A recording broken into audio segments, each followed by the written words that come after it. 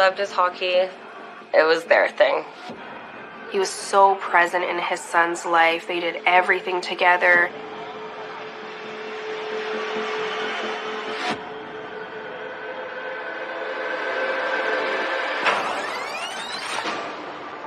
He was meant to take care of kids and give them a second chance. Ricardo Hebe is doing everything he can to be a positive influence in these kids' life.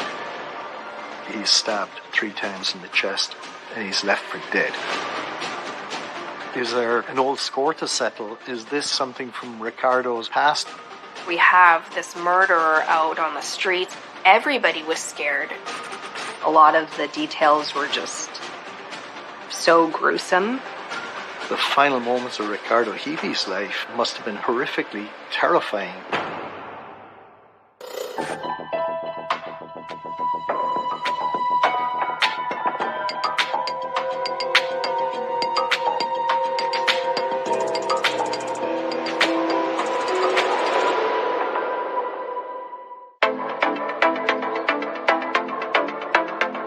December 2018, Winnipeg, Canada. Ricardo Hebe has a lot to be grateful for this holiday season. He and his fiancée Candice are planning a big wedding in the new year, and he's found success in the real estate business. But growing up in Winnipeg's North End, this happy picture was far from guaranteed. North End, Winnipeg is a place that has substance abuse issues related to crime. It's a city that has some real struggles. Ricardo's early years, he had a lot of tumultuous relationships in his life with family or guardians. He kind of had to navigate on his own. We went to the same high school. His energy was so enigmatic, like everybody wanted to be around him. We just met one night and the rest was history. His parents separated when he was young. They both left Winnipeg. He stayed because he didn't want to leave. So he ended up staying with one of his friends. We talked about his childhood. It was very broken. On Ricardo's 16th birthday, an act of kindness changes his life. One of his friends, his mom took him in. She was a single mom raising her own kids, and she was a foster mom as well. She just took him in, supporting him. As long as he went to school, that was the deal. And he kept that deal with her and got good grades. He was actually an honor roll student. He calls her super mom.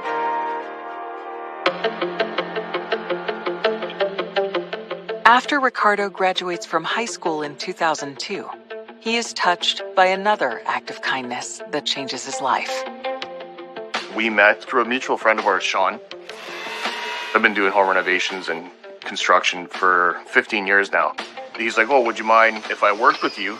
I'm not going to get paid. I just wouldn't mind, somebody teaching me how to do these things. I said, yeah, absolutely. Over the next several years, Ricardo learns Richard's business and eventually becomes his partner. He was successful in real estate. Like, he could have retired probably by the time he was 45 if he would have kept at it.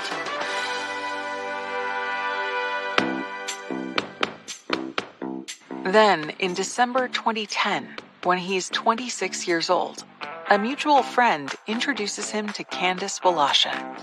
He was this mean-looking guy, but so friendly and nice. So his laugh and his smile right away. And then we just hit it off there. He said, you're mine. And I said, okay. He ended up signing his name on me that night. And I came home. My mom was like, what the hell is on you? And I was like, oh, God. I was like, I found my love. I'm like, he signed me. So we're stuck together now. I was like, I found my forever. And I did. I really did.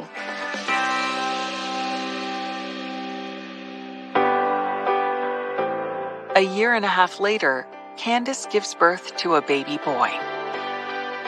I can't even explain it. Just seeing his eyes holding Junior, that was his world. Everything was about him.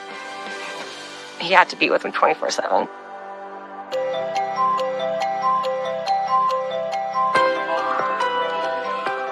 On December 14th, 2014, 2 years after Junior is born, Ricardo asks Candace to marry him. He was really excited to get married. That was kind of the last little bit to solidify their family as a unit.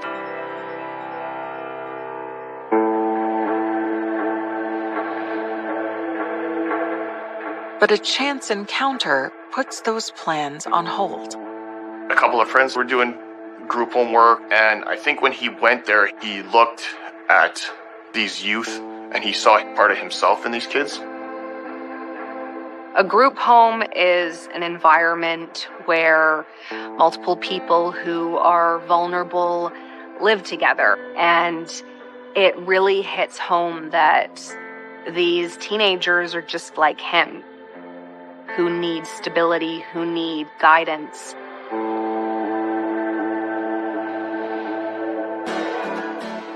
Ricardo decides that the best way to repay the acts of kindness that turned his life around is to create his own group home for at-risk teens.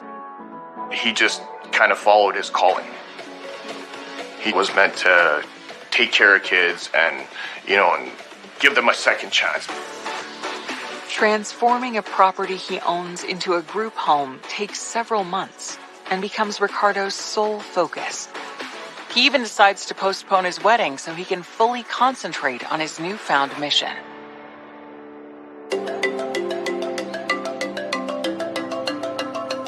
He signed up with an agency, which then certified him. He was approved, and 3 teenagers were placed in his care.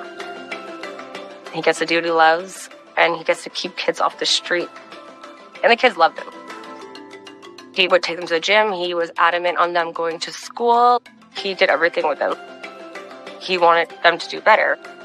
They would laugh, they would even call him the dad. They looked up to him. It was like home. We'd have supper there with the kids. Our kid was there all the time.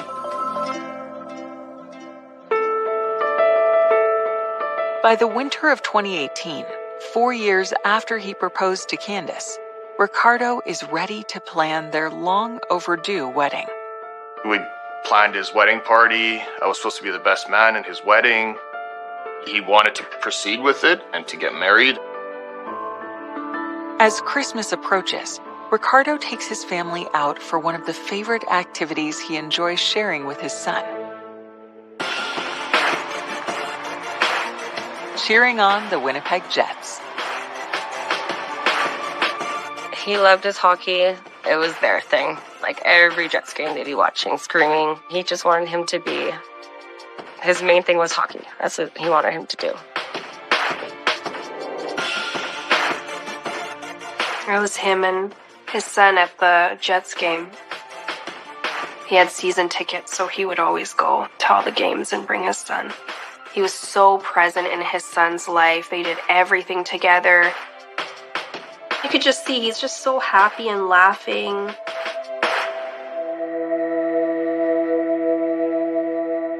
They don't know that this happy night will be their final moments together as a family.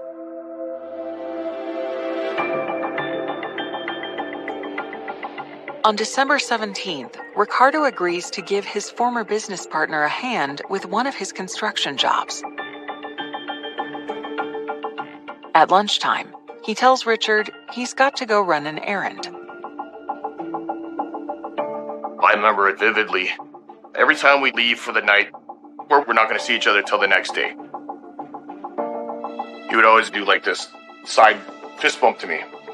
And so the day of, he was saying he has to go home and he's going to get something to eat and he'll meet me back at the house. And I'm like, okay, sounds good.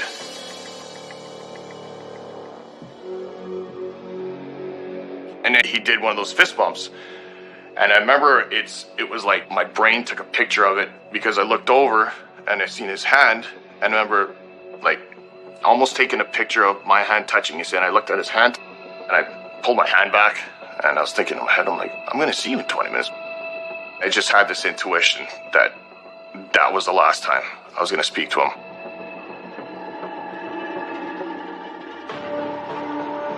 At 2:30 p.m., a call comes into the Winnipeg police reporting a disturbance at Ricardo Hebe's group home. Ricardo Hebe was on the phone with a lawyer at the time. So the lawyer hears a commotion, knows that there's something wrong. The lawyer calls 911, and patrol units are immediately dispatched to Ricardo's group home.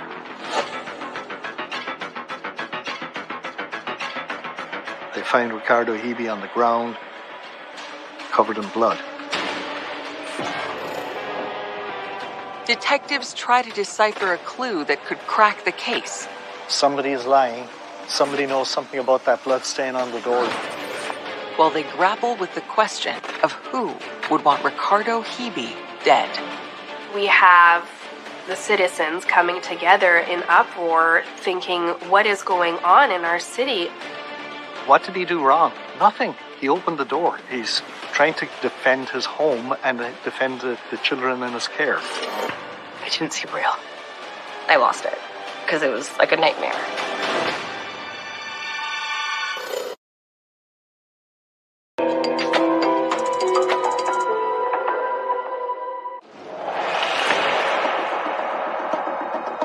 Winnipeg police responding to the group home run by Ricardo Hebe find him critically injured after being attacked and clinging to life. You're looking at a chaotic scene. He's stabbed 3 times in the chest. He's left for dead. He's bleeding out. They're going to do whatever they can to save his life. The paramedics take him to the hospital as quickly as possible. As Ricardo fights for his life, the search for clues about what happened to him immediately gets underway. The forensic unit attend the crime scene and collect all the blood samples. They're going to collect DNA samples from different surfaces. Maybe the offender got cut in a struggle and has blood on the floor. Detectives also launch an urgent search for witnesses. They discover that 2 of the 3 teenage residents of the group home were in the house when Ricardo was attacked. These kids, he said, they were in their rooms at the time when this happened. The investigators have to consider everything and everyone. This attack could have been connected to any one of the 3 boys that live there. As the investigators interview the teens at the crime scene, they have their colleagues back at the police station check into the residents' backgrounds. Investigators ask the gang unit and in the drug unit if there's any open investigations involving the group home or the people who live in the group home. But they find the opposite, that Ricardo Hebe is running a really clean ship and he's doing everything he can to be a positive influence in these kids' life. They actually have a lot of respect for him and they speak very highly of him. The teens also tell the police there's one more resident of the group home who's known to everyone as CH, but they haven't seen him all day. CH was not there at the time. It's imperative that the investigators find CH and interview him as well. Detectives get the addresses of CH's school and work and begin trying to track him down. As they do, word comes that this has just become a homicide case. Ricardo Hebe was pronounced dead at the hospital. Ricardo's fiancée Candace is home when she gets the call that turns her world upside down. Hearing the words that he's dead. I didn't see real. I lost it because it was like a nightmare.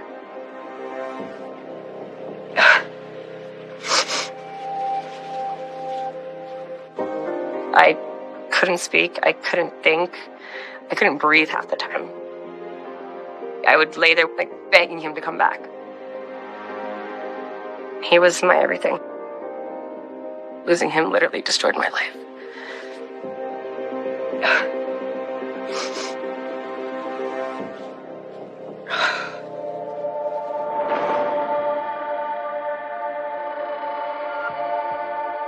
I'll never forget that phone call because all I could hear was Ricardo's dead.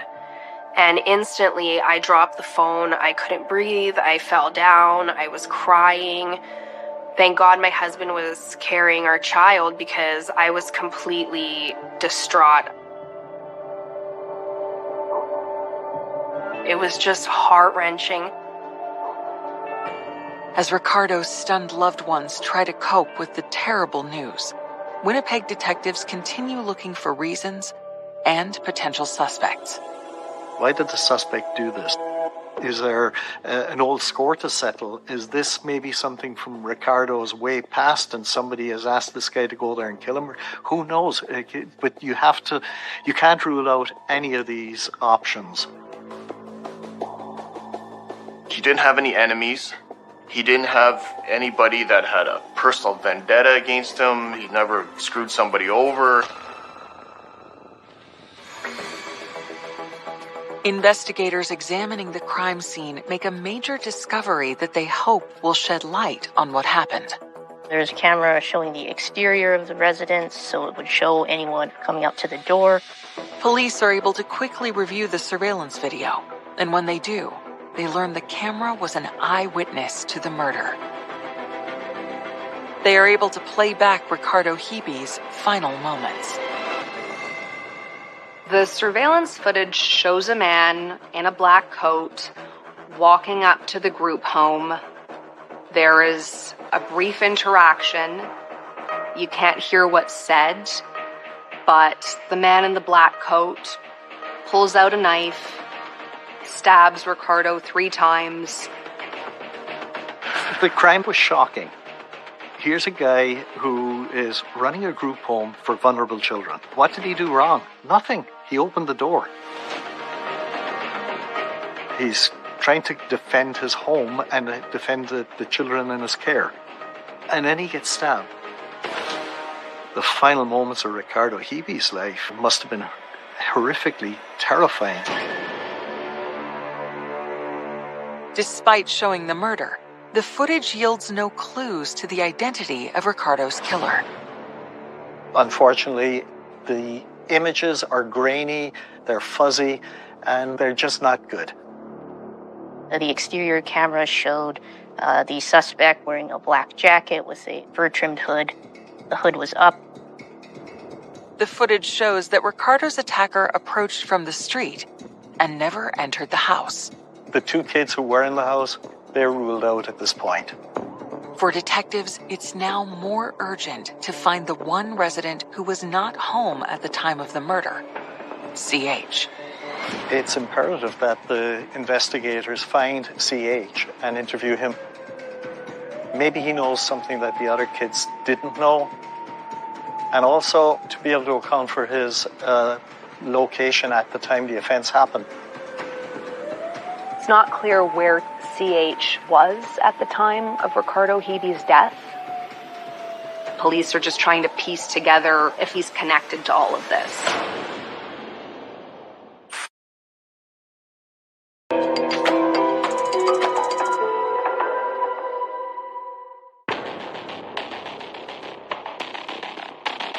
The day after Ricardo Hibi is stabbed to death, detectives are urgently searching for the one resident of Ricardo's group home who cannot be accounted for, a teen known to his friends as CH. At this point, the investigators still haven't tracked down CH. The first obvious place to check would be the school and his place of work.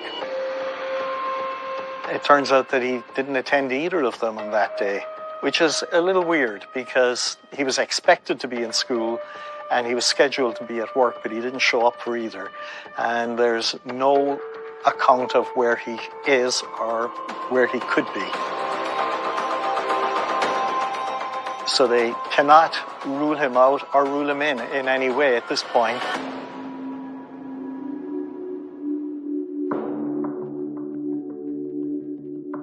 News of Ricardo's murder spreads through Winnipeg, stirring both grief and anger.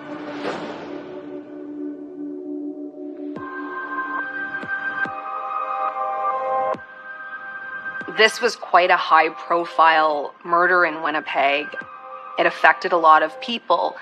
And the question I kept coming back to was, for what?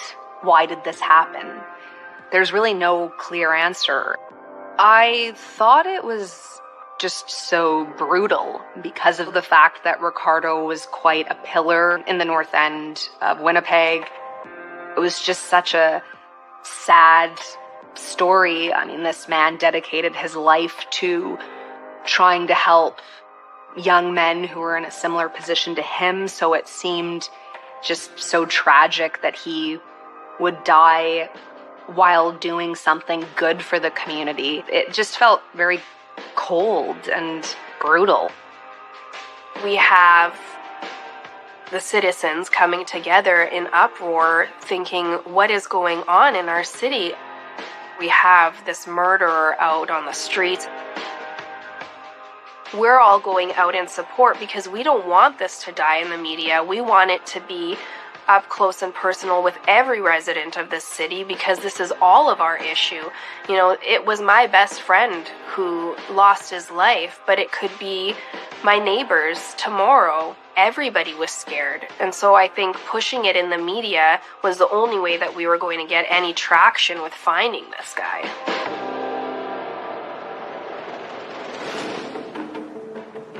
Two days after Ricardo Hibi's murder, as detectives continue to search for CH, police get an unexpected visitor. On December 19th, CH arrived at police headquarters and tells the officer at the desk that he understands that homicide investigators want to speak to him. He tells police that he doesn't know who would have had reason to attack Ricardo. He doesn't believe it had anything to do with him. He certainly denies being part of the attack or having any knowledge whatsoever of it. The investigators want to know, where was he at the time of the attack? CH tells the investigators that he was at his girlfriend's house. His alibi is that he spent the whole afternoon with her, and that's why he didn't go to school, and that's why he didn't go to work. He said that he was dealing with some relationship issues, and that's why he hadn't come forward. And he claims that he didn't know anything about the homicide until he had recently heard about it, that police wanted to speak with him.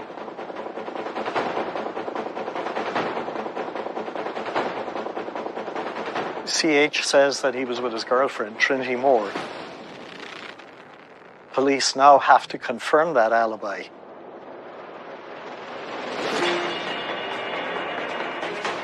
CH gives detectives Trinity's address. They head straight to her house to check his story.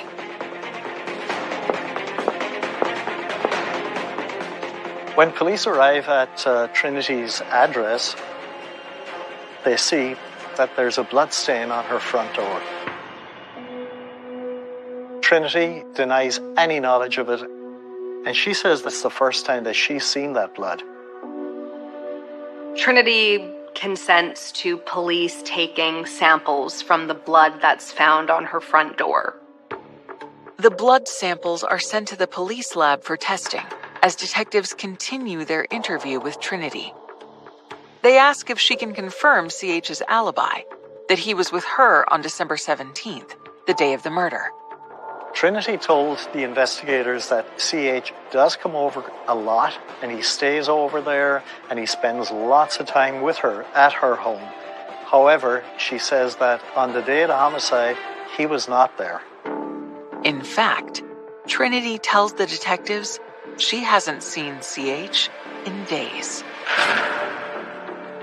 He's saying that he was there all day. She said, no, he wasn't. So someone's lying. Somebody knows something about that blood stain on the door.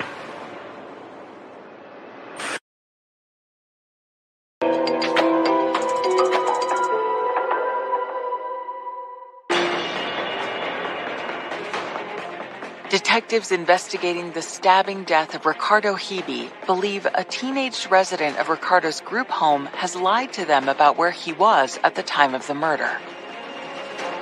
CH says that he was with his girlfriend, Trinity Moore, but she said that she didn't see CH that day. With his alibi in doubt, investigators now wait to see if DNA tests on the blood found on Trinity's door can connect CH to the murder. But they also have some follow-up questions for him. This time, CH is easier to locate. They find him standing outside the group home where he lives. CH tells them that Trinity is mistaken, and he said that sometimes she takes medication and she forgets things, but he's actually angry that she says that he wasn't there, because he is adamant that he was there. His alibi is very shaky, but there is no physical evidence to tie him to the scene. At this point, there is certainly not enough evidence to charge CH with anything. 4 days after Ricardo's murder, just 4 days before Christmas, the DNA test results from the bloodstains on Trinity's door come in. Those bloodstains came back as a match to Ricardo Hibi's DNA.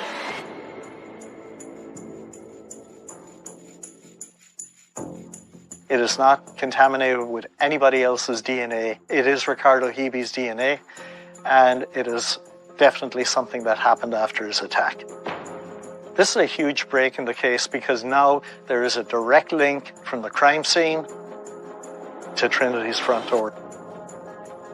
So somebody who killed Ricardo went through that front door and deposited Ricardo's blood on the door. The test results convince detectives that Trinity knows more than she's told them about how Ricardo's blood got on her door. They rush back to her home to confront her. And that's when her story about the day of the murder changes. She says that CH was there, that he was actually hiding in the back room. Trinity told the investigators that they have a rocky relationship at this time, and they had a fight. She says her brother, Kane, became aware of the altercation that she had had with CH and was furious. She didn't tell her brother that CH was in the back room, and her brother, Kane, left and he went looking for CH. She actually provided her brother with the address of the group home. And when he came back, he had blood on him, and as he left the blood on the door handle at the front of the house. She says that he shows up, she sees his hands are bloody, and she sees him in possession of a knife, and she observes there's blood on it.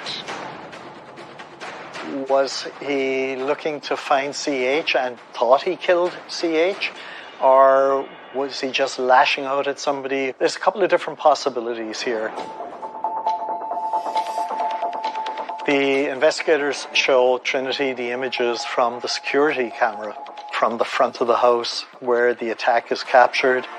She actually tells the investigators that her brother Kane has a jacket like that. Trinity told investigators that she hadn't seen her brother since the day of Ricardo's murder. She lied to police because she didn't want to get her brother in trouble. She was trying to protect her boyfriend as well. With Trinity's statement, CH is cleared of any suspicion. Now the investigation has taken a completely different turn. It looks now like Kane Moore is the number one suspect. Once he was identified as a suspect, the investigators are going to look at his record. Kane had a history of violence. He had a history of unprovoked attacks. Kane went to Stony Mountain, which is just outside Winnipeg. It's a federal prison. It's for serious and violent offenders. While he's in the penitentiary, he's involved in another serious incident. He's a suspect in another stabbing inside in the penitentiary. Kane was facing charges related to the death of another inmate. Despite the pending charges, investigators learned that in October 2018, 2 months before Ricardo was stabbed to death, Kane Moore was granted parole and released from prison. He's a very dangerous person, but he was not designated a dangerous offender by the courts. He wasn't even supposed to be out on the street. In his parole documents, it stated that he is high risk to reoffend, and somehow he was let out.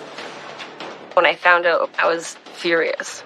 How do you allow someone out who killed someone inside? If you can't protect people in there, how are you supposed to protect them out? He's very volatile and he's got a very dangerous background, so it's urgent to find him as soon as possible.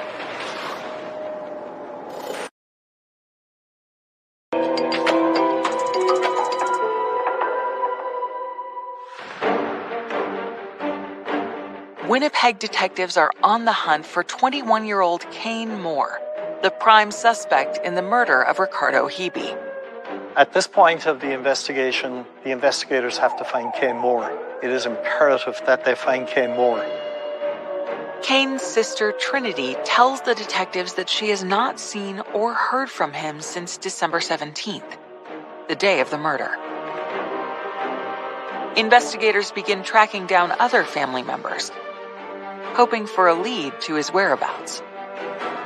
His family are somewhat cooperative. They say that they haven't seen him in quite some time, but it can only be taken at face value because they could quite easily shelter him. The investigators went to all the known hangouts and the areas where Kane Moore has frequented and is known to frequent. They're not getting the best cooperation in these neighborhoods. Nobody wants to be seen speaking to the investigators. Nobody certainly wants to cooperate with them. And they draw a blank. They're not getting anywhere. Kane Moore's parole has been revoked at this point, so the investigators will get a Canada-wide warrant for Kane Moore. They'd circulate a bulletin with his picture and his description to every officer. After 2 weeks of an intensive search that began just before Christmas, police still have no sightings of Kane. Nobody knows where he is. It looks like he's gone to ground and nobody can find him. He's on the run.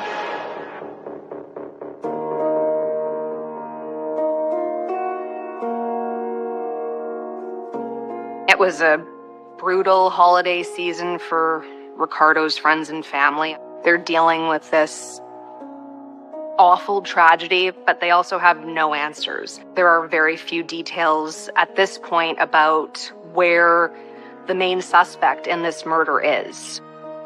It took a huge toll on me, physically, mentally. I wasn't eating, I wasn't sleeping from the stress of it. That just completely shattered everybody. It's unexplainable. My brain was numb. I was trying to, soak in the shock.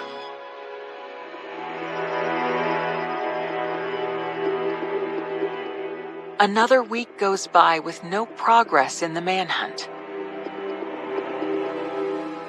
Then, on January 6th, 2019, cadets that work with the Winnipeg Police Service came across an individual that was just walking on the street, and they were concerned that he was intoxicated. They approached the individual who provided them with a false name. However, when they detained him for being intoxicated and they searched his pocket, they found identification in the name of Kane Moore with a photograph that matched him.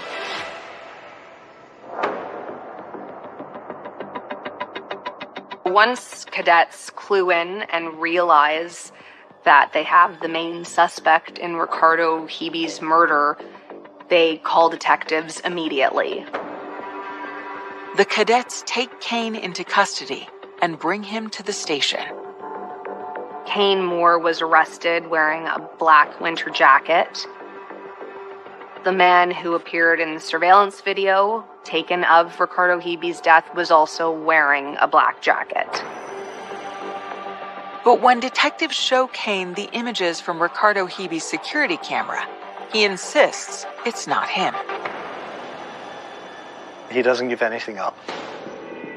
Kane Moore clams up, he denies any involvement in the murder, and he asks for a lawyer. Kane Moore never admits to attacking Ricardo Hibi, and he never admits to killing him. But when investigators examine the jacket Kane was wearing when he was arrested, they make a critical discovery. Police found bloodstains inside that jacket. Investigators test the blood that's found in this black jacket, and the DNA matches Ricardo Hibi's DNA.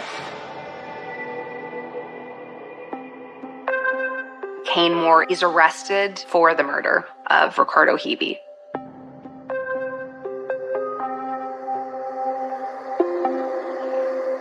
There's a lot of inexplicable killings that occur, but in this case, even though there was no clear motive, there is enough evidence to suggest that Mr. Moore was upset with CH. Kane Moore wanted to get into the house to find CH, and Ricardo blocked him. He was protecting the kids in his house and doing what he was supposed to do. And Kane Moore wanted to get in there and lashed out the way he always does, violently.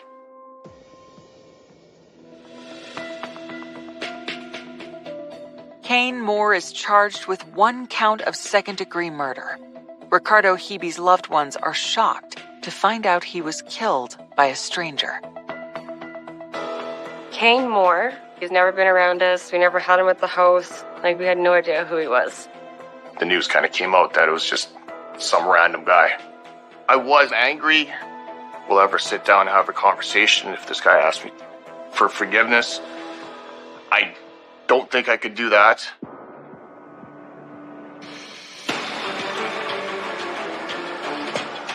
Kane Moore's trial begins in September 2020. Prosecutors are confident they have the evidence to convict him of murder. They call their star witness, Trinity Moore, the accused killer's sister, to the stand and ask her about what she saw the day Ricardo was murdered. Trinity Moore gave a sworn statement to police that her brother Kane Moore showed up, that she saw he had bloody hands. Trinity Moore recants her statement when she's called as a witness.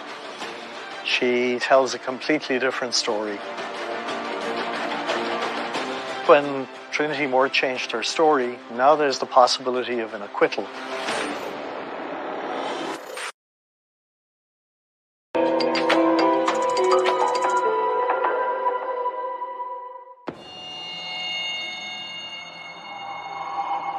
Kane Moore is on trial for the murder of Ricardo Hibi. Prosecutors expect his sister, Trinity, to testify that he came to her home after the murder, covered with blood, and confessed. But her testimony stuns them. When she gets up on the stand, she completely contradicts what she had told investigators. She says that her brother was not involved and never came over. She said that when she spoke to police, she didn't know what she was saying because she was high and drunk at the time.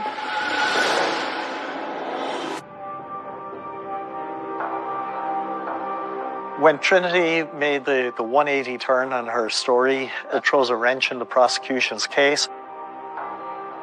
But even without Trinity's testimony, prosecutors can make their case to the jury solely based on the physical evidence.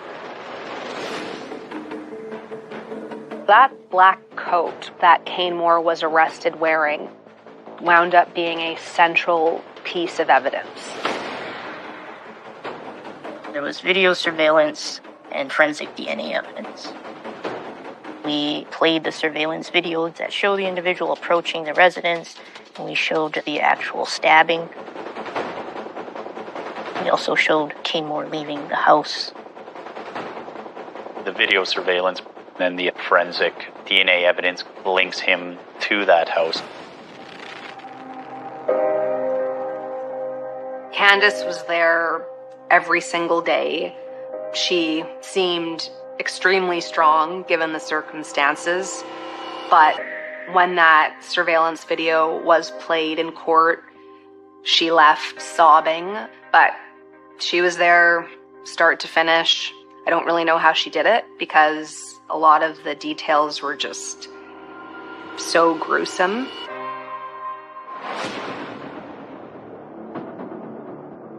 The jury deliberates for 6 hours.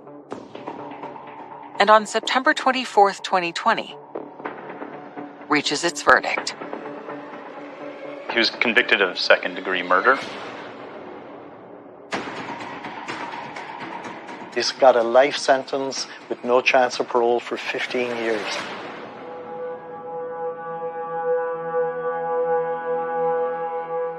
For Ricardo's family and friends, the sentence only adds to their pain.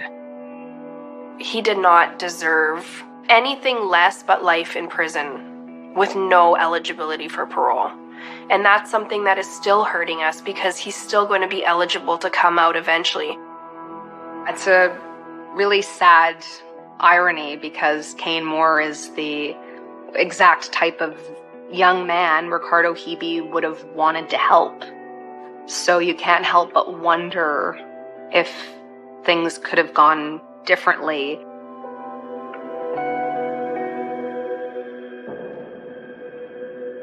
That didn't need to end up like that.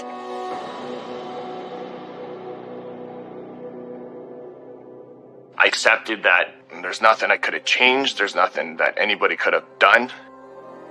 It wasn't even supposed to be for him. This shouldn't even happen. He was taken from me. Not having him around, I am very, very lost still.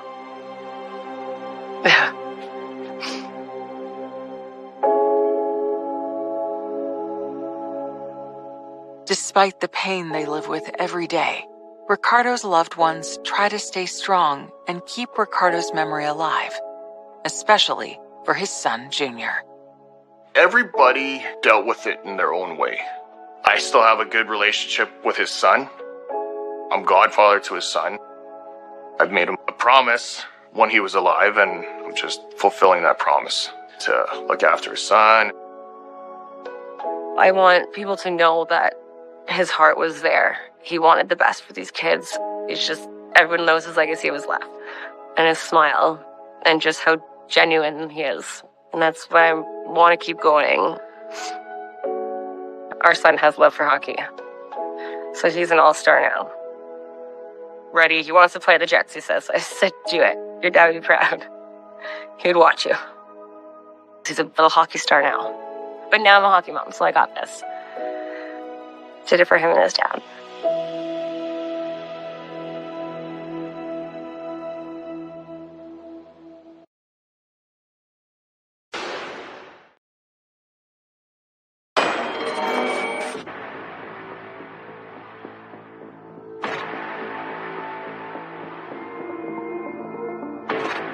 We were supposed to go out to eat. So she goes, let's do it after New Year's because we don't want to be outside with these clowns when they're acting up during New Year's.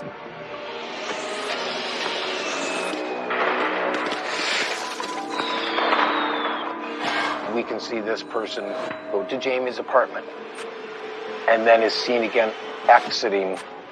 His sweatshirt was blood-soaked.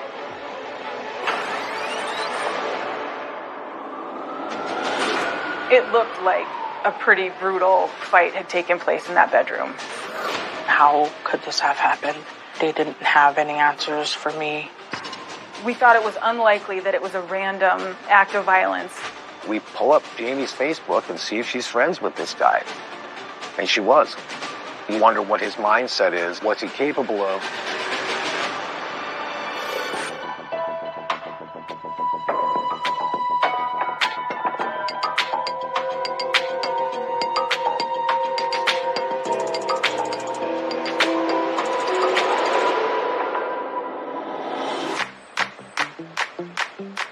New Year's Eve, 2016.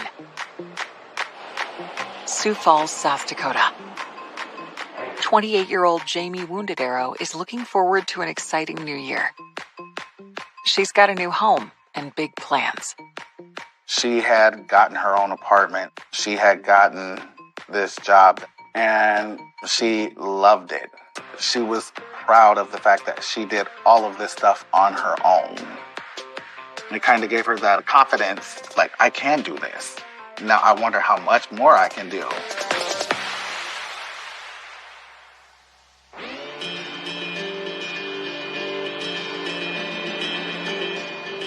Born on the Pine Ridge Reservation in South Dakota and a member of the Oglala Lakota tribe, Jamie is the youngest of 8 children.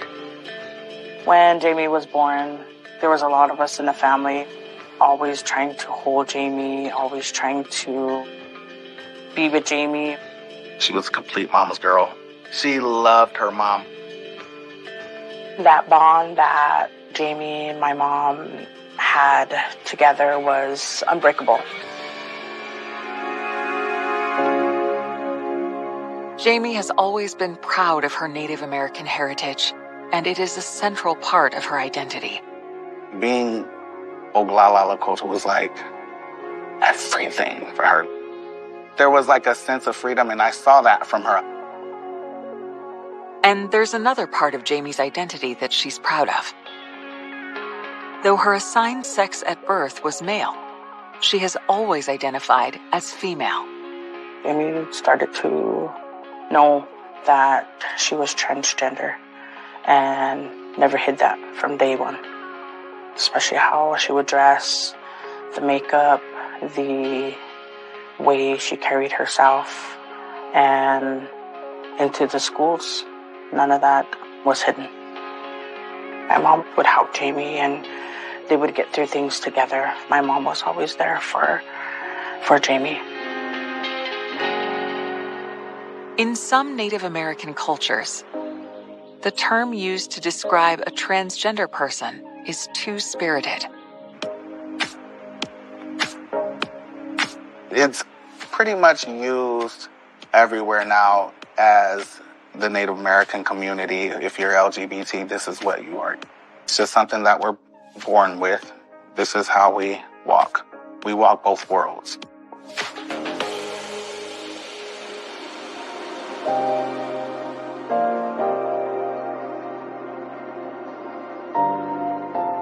While Jamie was accepted by her own family, others on the reservation weren't as open-minded. Jamie had a heavy weight on her due to being transgender. The negativity that was going around and what Jamie had to go against. She used to tell us stories about how she was picked on, and she really didn't seem like she could be herself. In high school, the emotional toll drives Jamie to drug and alcohol abuse. There were some struggles that Jamie had, and those are the things that I think Jamie used as a coping mechanism for that. But as time went on, Jamie started to find herself in a positive way.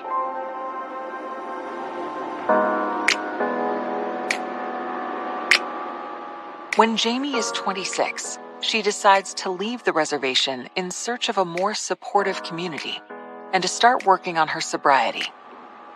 She moves to Sioux Falls and soon connects with a support group for the Indigenous LGBT community. We were running the Sioux Falls Two-Spirit and Allies Society. So she walked over and she goes, "Are you guys Two-Spirit?" And we were like, "Yeah." And we just kind of sat and visited like we already knew each other. It seemed like she felt free. She could actually be herself. She got on the track of, actually I'm gonna sober up. And she went to treatment. She got better. She would contact me for support in her sobriety just because I knew her struggle and I was sober. It was more like a big sister, little sister thing of just watching out for each other.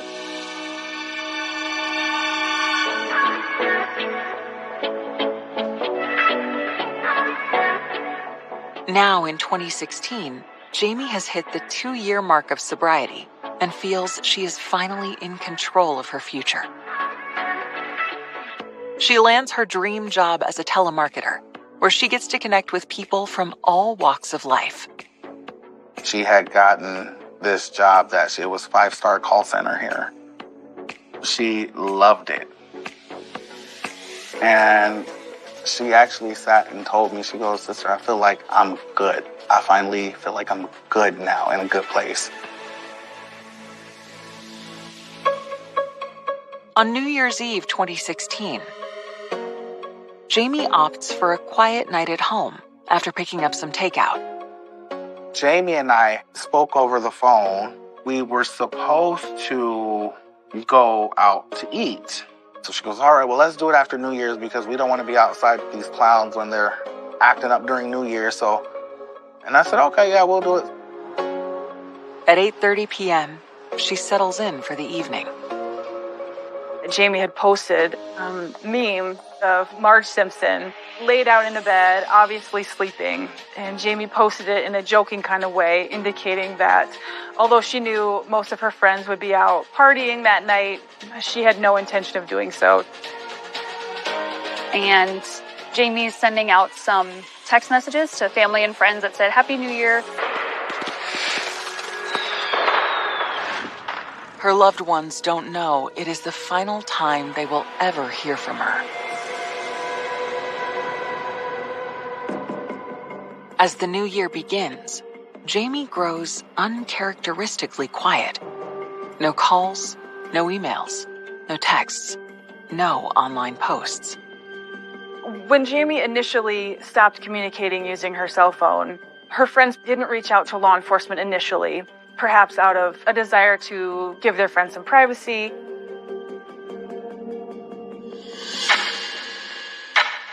On January 6th, Sioux Falls police respond to a call for a wellness check at an apartment near the city center. The apartment manager called law enforcement after she had received some type of complaint from a tenant. I was at home in bed, got a call. A young lady was walking down the hallway and she could smell something. When patrol officers arrive, they knock on the door of the apartment that seems to be the source of the odor. The landlord provides them with the tenant's name, Jamie Wounded Arrow. There's no answer, so they force their way in.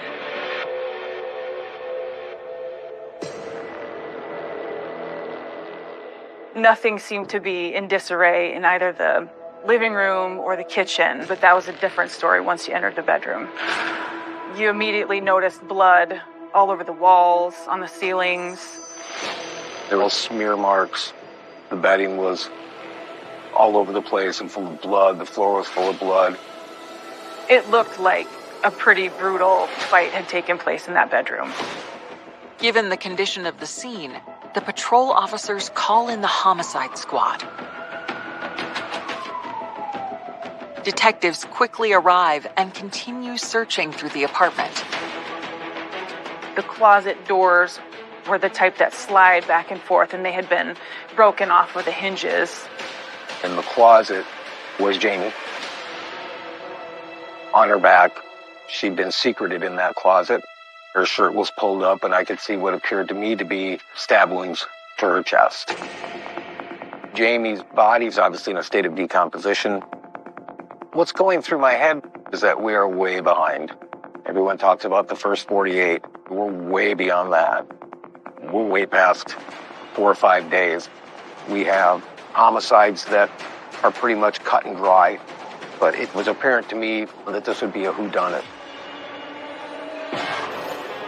Investigators follow a dark trail of clues left by a killer. The knife was found in the bedroom. There was blood on it. Our coroner had no problem saying that he believed that that was the murder weapon. When you're looking at video and you see someone enter, and when he exits, he's blood-soaked, you start to key in on that. And find themselves in a race against the clock. Anytime you have, especially a homicide suspect who's on the run, who's also on the run from parole, You still wonder what his mindset is. Is this an isolated incident? What's he capable of?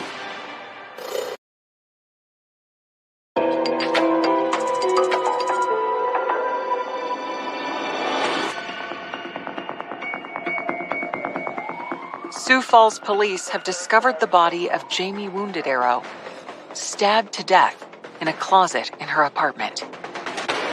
They believe she has been dead for several days.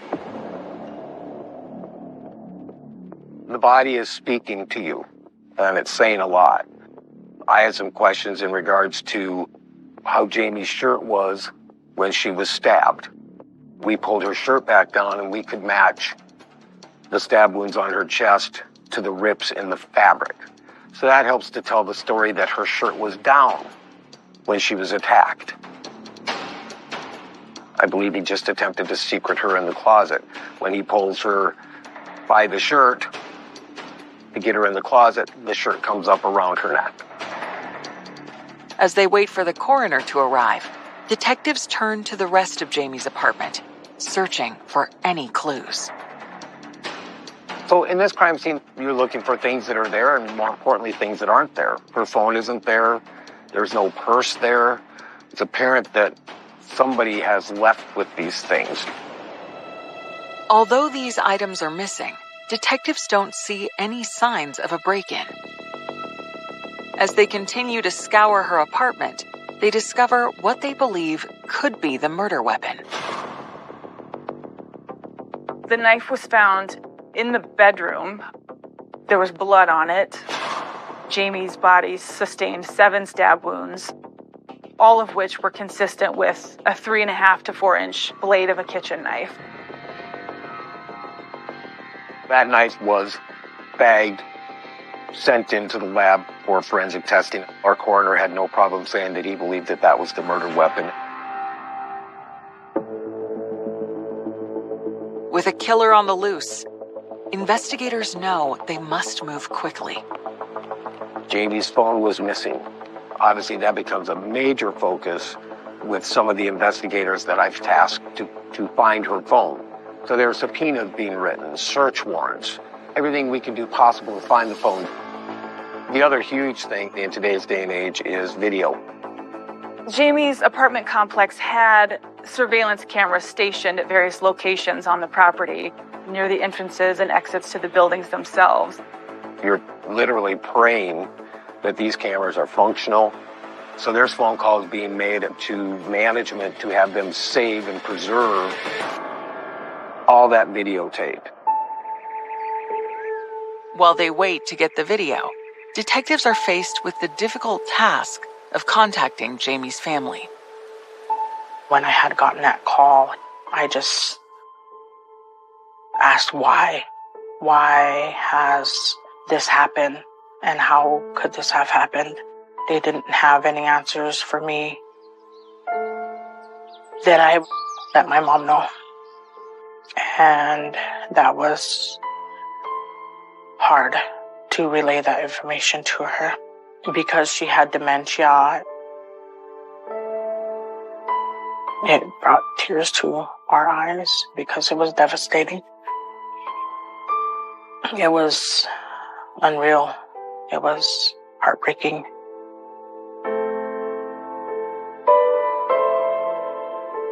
When I got the news, it was a big shock, a huge shock for us. How did this happen?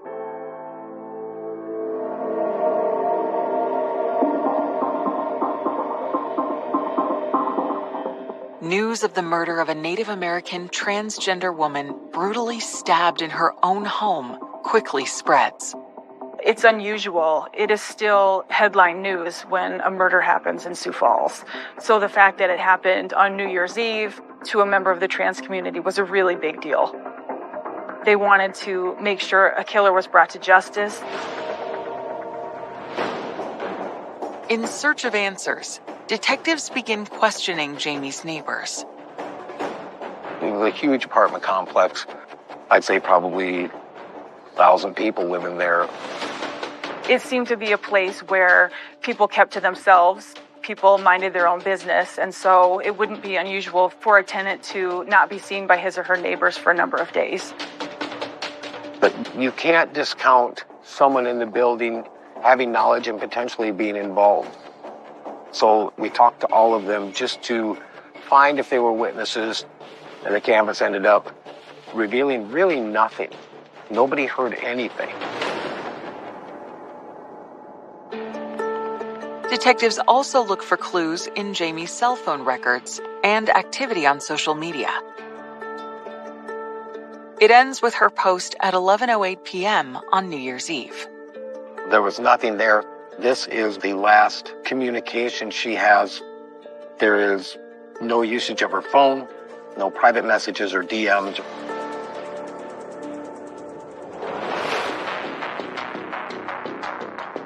Meanwhile, investigators get the answer they are hoping for regarding the apartment complex's security cameras.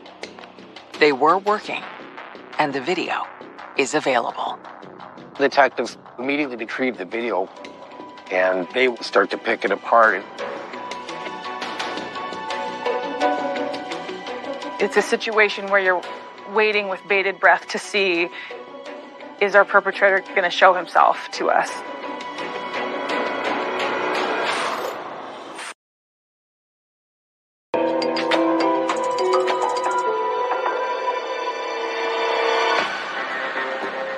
Sioux Falls detectives are pouring through security footage from Jamie Wounded Arrow's apartment complex frame by frame, hoping to find clues about what happened in her final moments. You have to watch every second of it because you don't know what's going to be missed. The video shows Jamie arriving home at 8:30 p.m. on New Year's Eve.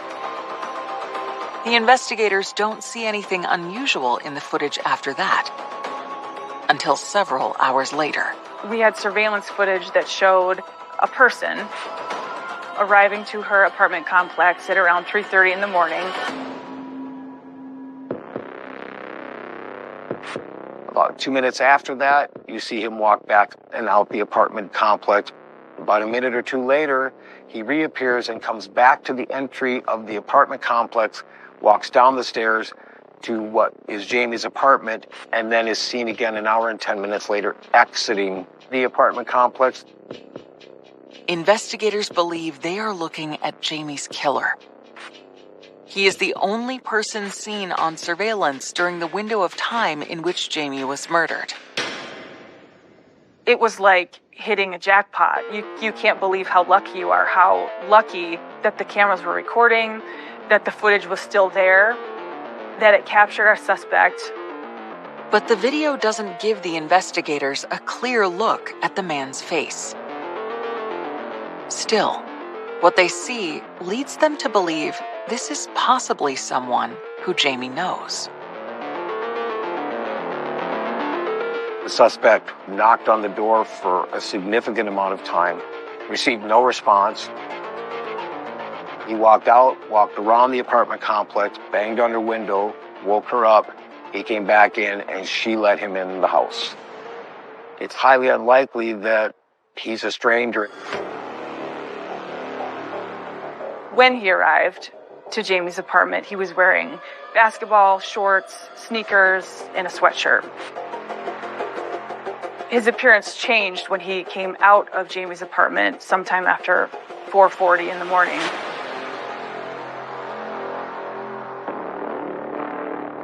What they see next convinces detectives they are indeed looking at Jamie's killer.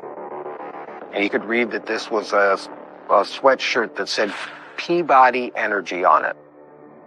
And it appeared to me that the sweatshirt was bloody. I'd go so far as to say blood-soaked. When you're looking at video and you see someone enter and when he exits he's blood-soaked, you start to key in on that.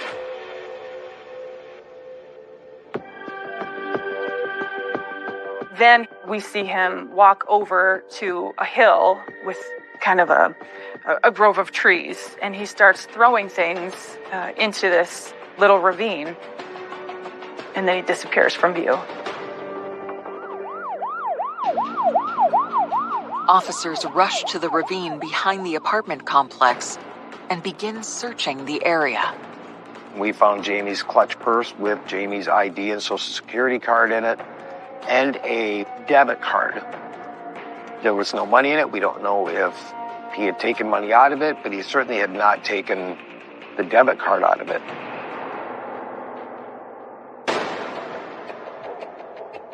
As they investigate, detectives also ponder potential motives for the vicious attack. In my mind, there was some motive besides robbery. We thought it was unlikely that it was a random act of violence, given that we had seen the perpetrator's behavior on the surveillance footage, and he appeared to know his victim. Investigators wondered whether Jamie's status as a trans female was a motive here. It certainly could have been, so we had to look at it as if it was potentially a hate crime. I remember on the news they kept saying she's now the second or third transgender woman in the United States to be killed on New Year's. It was a shock.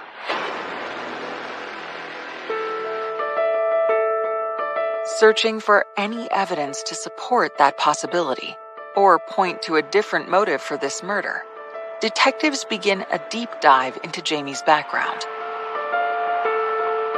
They quickly uncover some troubling information about her past. She battled addiction. She had had some run-ins with the criminal justice system. So she had a lot of struggles. She was battling through them and doing the best that she could.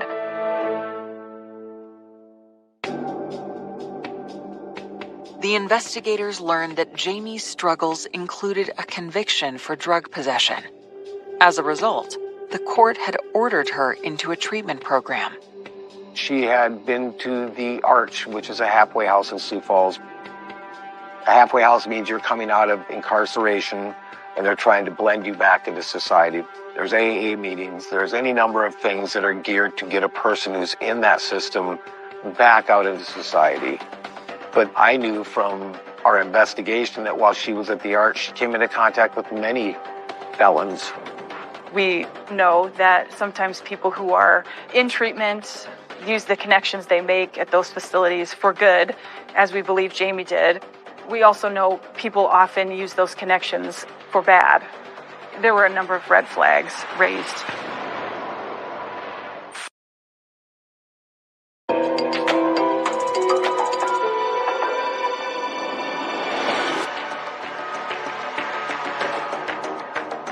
Homicide detectives wonder if someone Jamie Wounded Arrow met during her stay at a halfway house might have been involved in her murder.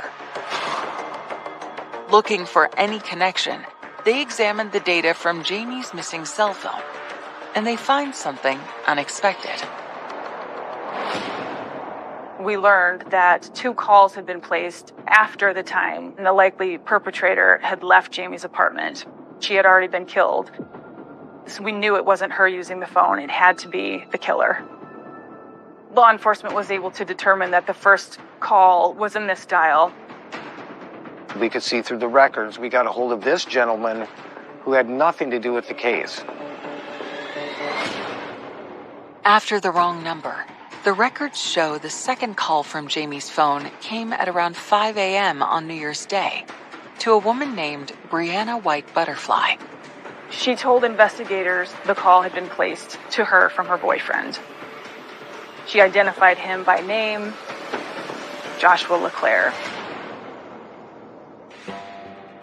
She indicated to law enforcement that she had been with him earlier in the night on New Year's Eve, and that he'd left at some point that night.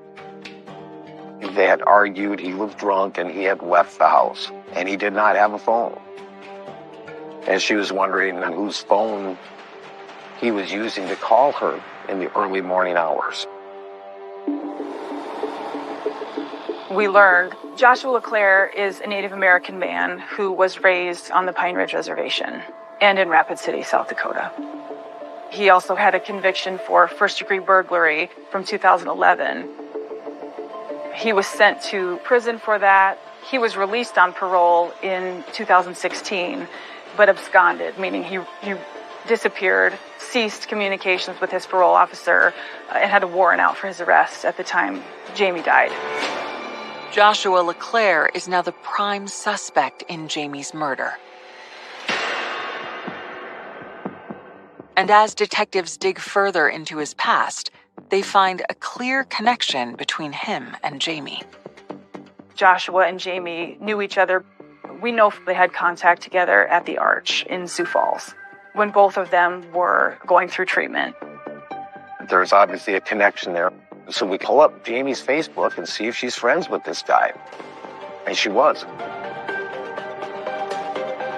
We know that they had some communications, though we're not sure of the extent of their relationship and what it all entailed. Investigators hope Jamie's family can fill in some blanks about the relationship. It started out as far as Jamie helping with money, with $20 here and $20 here, and I don't know if there was a relationship there or what, but it had started because he was there also at the Arch.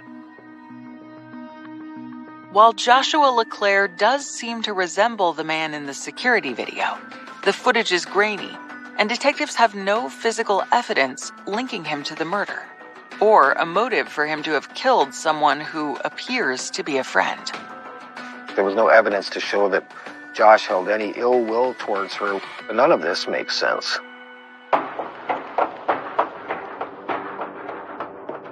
The investigators are ready to confront Joshua to see if he can clear things up. We immediately put out what we call a BOLO, or be on the lookout, for Josh.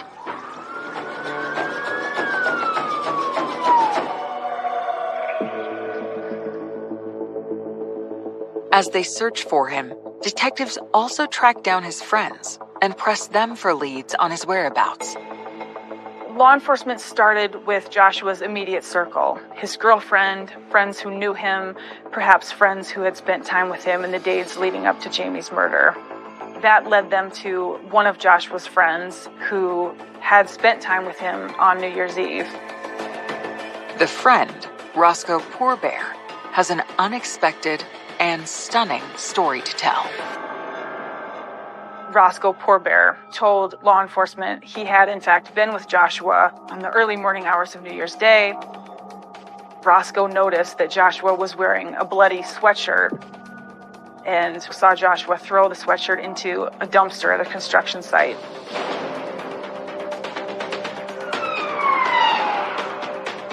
They were able to go to the construction site and they found the sweatshirt just where Roscoe said it would be.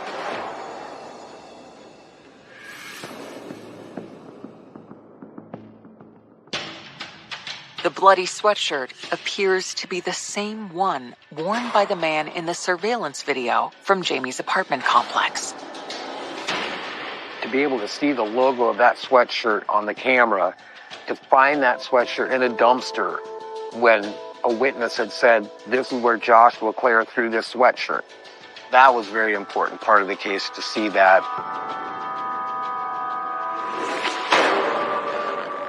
As they send the sweatshirt to the forensics lab for testing, police also send the search for Joshua LeClaire into high gear.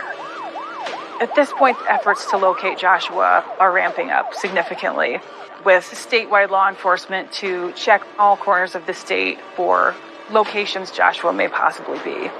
The concern was, has he fled? Anytime you have, especially a homicide suspect who's on the run, who's also on the run from parole, you still wonder what his mindset is. Is this an isolated incident? What's he capable of?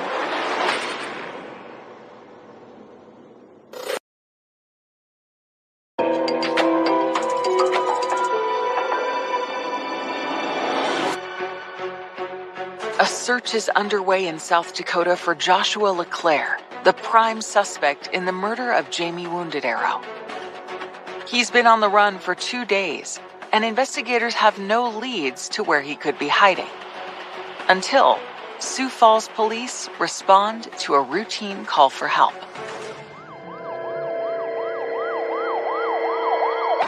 local law enforcement were called to a report of an intoxicated person. They thought this was a call of a drunken, disorderly person who needed to go to detox.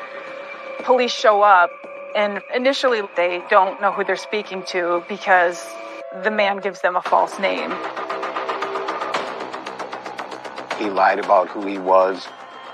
Patrol officers didn't know going in that they were dealing with Josh LeClaire. But once the officers arrest him for creating a public disturbance, they discover his true identity. Homicide detectives rush to the station to interrogate him about Jamie's murder.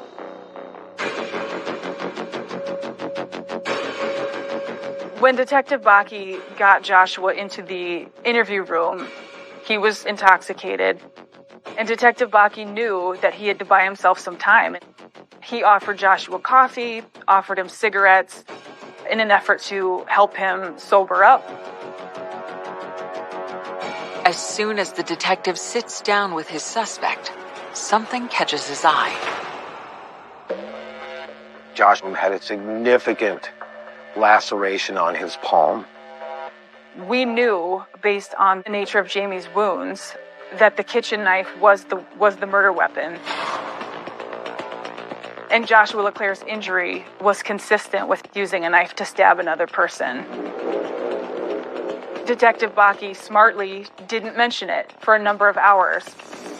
It was there, he saw it, and he waited for the right opportunity to talk to Joshua about it. You come and confront him, there's going to be an immediate denial. It's human nature, and it's getting by that denial. It's working around that denial and getting to the truth. That's what takes time.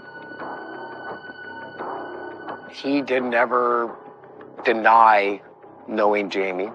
He didn't deny going to her apartment. He simply used the excuse that he was blackout drunk and could only remember bits and pieces of why he was there and what had happened during the interaction. But Detective Bakke continues to press him harder and harder. We started to broach the fact that he was in the apartment and there was a fight. Joshua said that he and Jamie had argued over a pair of shoes, but Joshua's excuse didn't make sense. The brutality of her murder was not consistent with an argument over shoes. As I began to press a bit, Josh eventually did say that he got the cut on his hand from stabbing Jamie.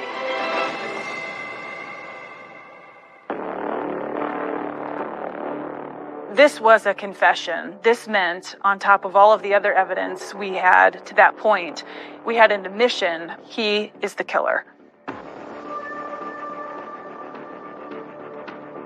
The evidence in this case, it was stacked. We had surveillance footage showing Joshua LeClaire had been to Jamie's apartment. We saw him on video throwing items of Jamie's into the ravine. We knew he had an injury to his hand, which could only have been caused by stabbing someone repeatedly and the knife sliding up his palm.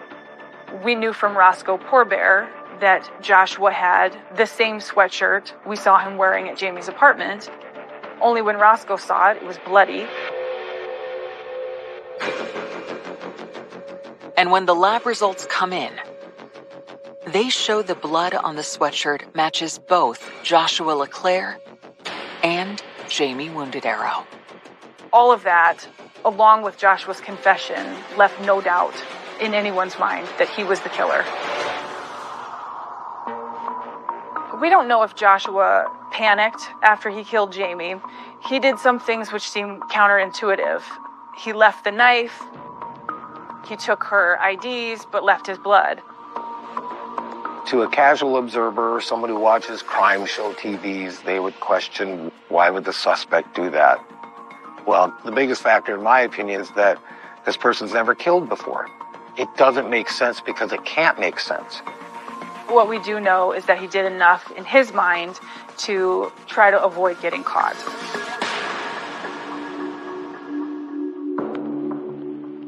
On January 8, 2017, Sioux Falls police charged Joshua LeClaire with first-degree murder for the stabbing death of Jamie Wounded Arrow. But even after a long interrogation, investigators still don't know his motive or what happened to Jamie in her final moments. In regards to the transgender portion of this case and potential hate crime, it simply wasn't there.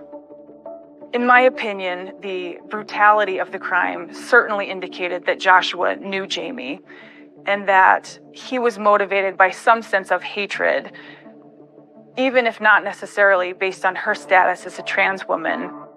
We don't know if he made advances toward her that were rejected or a drunken fight of some sort, an argument. Just the viciousness of the attack signaled to me that there was something deeper beyond just a casual acquaintanceship.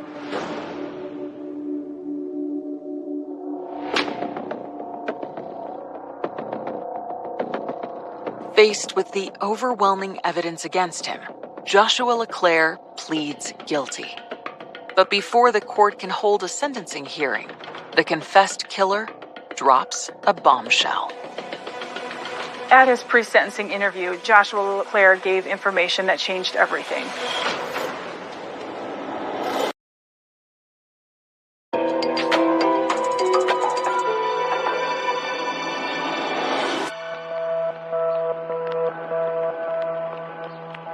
Joshua LeClaire has pleaded guilty to stabbing Jamie Wounded Arrow to death in her Sioux Falls apartment. He's never said why he did it, but before he can be sentenced, he makes a stunning claim. He told the investigator that there had been a sexual advance made towards him and Jamie had grabbed a knife and he had defended himself.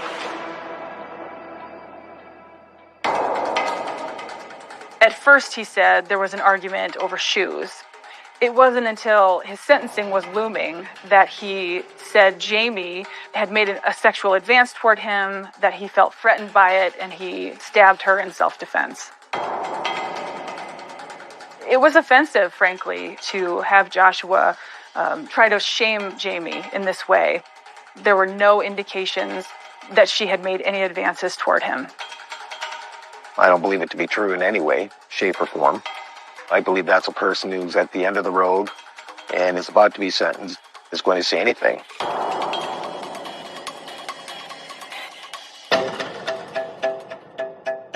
The only person here who had defensive wounds to her hands and her forearms was Jamie, whereas Joshua had none of that. The only wound Joshua had was the injury to his palm, which was as a direct result of stabbing Jamie so many times. At this point, we felt Joshua LeClaire was kind of like an animal backed into a corner. It's not unusual for defendants to shame the victim before sentencing. At the same time, we had to wonder whether the sentencing judge would consider it as true.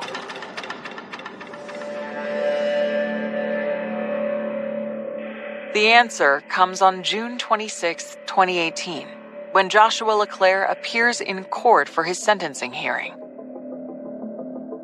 Joshua asked for a lenient sentence, but he spoke about Jamie in the abstract, as if he didn't know her. He said something to the effect of, "No one deserves to be killed this way." When he was the one who did it, it showed a remarkable sense of selfishness and a lack of true remorse. I just remember being there, and I remember seeing him. And I just kind of looked over like this, and I remember it was like, it was real. When it's somebody that you love, it's anger, it's sadness, it's a lot of emotions. And in my statement there, I did mention that he should rot in prison too. The judge rejects the claim of self-defense and sentences 27-year-old Joshua LeClaire to 65 years in prison, making him an old man by the time he gets out. It is, for all intents and purposes, a life sentence for him.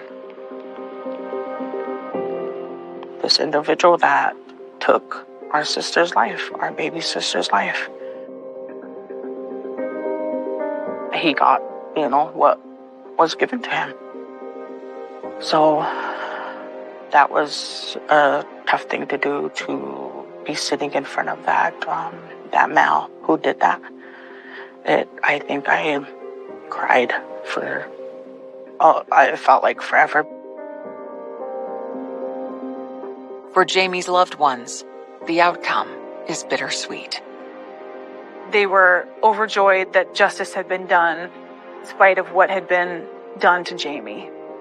But there was a sense of dissatisfaction in that Joshua never really told the whole story. And we'll probably never know the real reason he was there and what happened between them.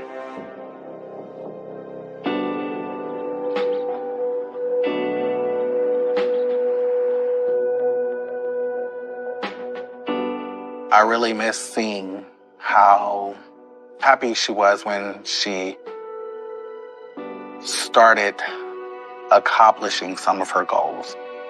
A sense of happiness. Yes, I did it.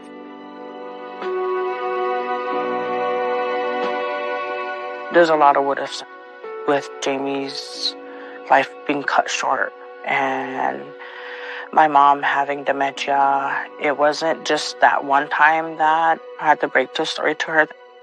It was every time that I went to go visit her. I would have to tell her each time that it was Jamie that was gone. And each time that brought tears to her eyes. And we had to relive it. People who go through this, you have to have strength within yourself to continue on, to live your life also, to live for them.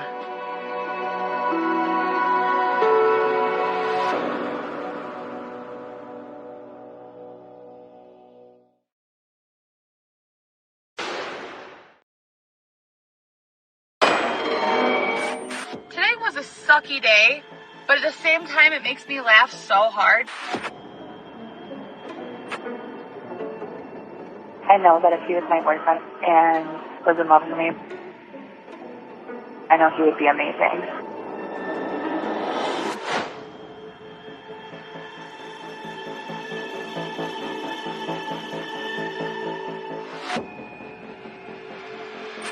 I cannot wait to see him.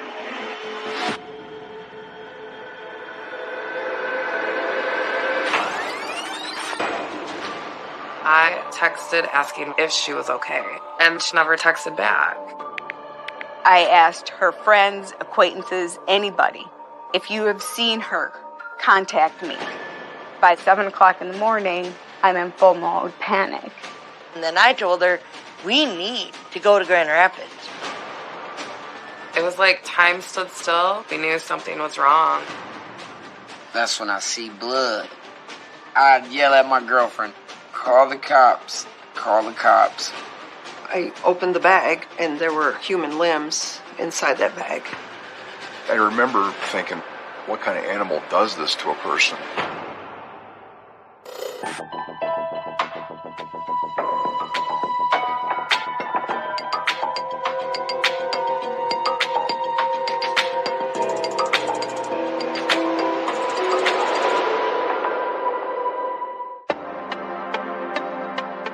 Autumn 2018, Kalamazoo, Michigan.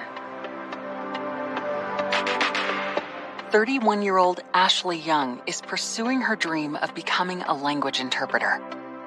Ashley wanted to explore. She wanted to learn any culture. It didn't matter who you were, you know. She was going to ask you questions and ask how your day was. So, let's talk about my morning and how amazing, and I promise none of this is exaggerated or made up. It is, you can't make this up, okay? I always told her, you can do anything, you can be anything that you want. You just need to put your mind to it. To make ends meet, Ashley works nights at a bank call center. She loved that job. She was helping people with their accounts if they had questions, and she could put their mind to ease.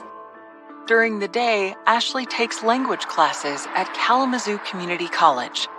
So anyways, have a good day. I really am going to go get ready for class now, and sorry for talking a lot, but that's just me.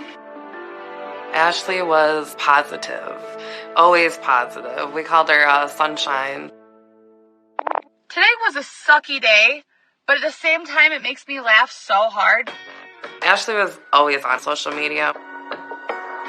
She was the light, the conscience you never knew you really needed.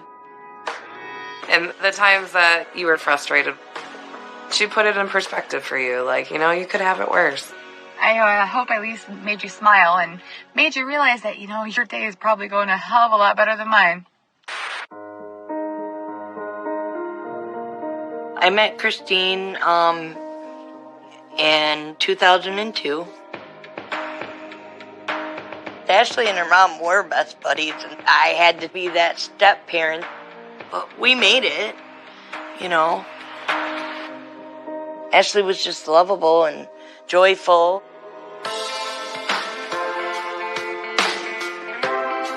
I met Ashley the first day of 10th grade. We had a couple classes together. We had choir together. We'd sit in our car for hours just talking in her mom's driveway, listening to music, singing, and just being silly girls. And then after school, we're still inseparable. After high school, Ashley puts her dreams of studying languages on hold. She works a series of jobs, and when she is 24 years old, she meets Moody Farran. The two quickly fall in love, and within a couple of years, are living together. She had never really dated or been with anyone until Moody, and he was her first love. She adored him, and he adored her, and it was just like a little fairy tale.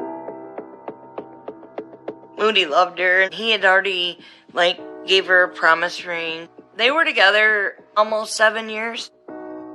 But by 31, Ashley has decided to make big changes in her life. Not only is she in school working towards her dream job, but she also decides that it's time to end her long-time relationship. She was trying to balance work and going to school, and they were both kind of just at a different point in their life. After the breakup, on November 10th, 2018, she surprises her best friend Samantha with a trip to Detroit. She took me to Detroit to go to a concert to go see Tash Sultana, an artist that I love. That trip was amazing. This is Facebook Live, by the way. Oh, wonderful. Oh, you look so pretty. After our concert, we just talked about life, just talked about where we were both at that time, about her and Moody, and about how she was going to be moving out. She was nervous, but it gave her something to look forward to. When she brought me home, I didn't know that was going to be the last time I ever saw her. A week later, on November 18th, Ashley meets her mom, Christine, to begin packing up her things from the home she shares with Moody. Her and Moody were moving out of their apartment, so we put everything into storage for her. Ashley asks her mom to come with her at the end of the month, when she'll sign the lease on a new apartment. Ashley was beyond ecstatic about getting this apartment. Talking to her, you would have thought she was winning $1 million. You would have thought she was decorating a mansion, the way she would talk. And that was the last time I saw Ashley.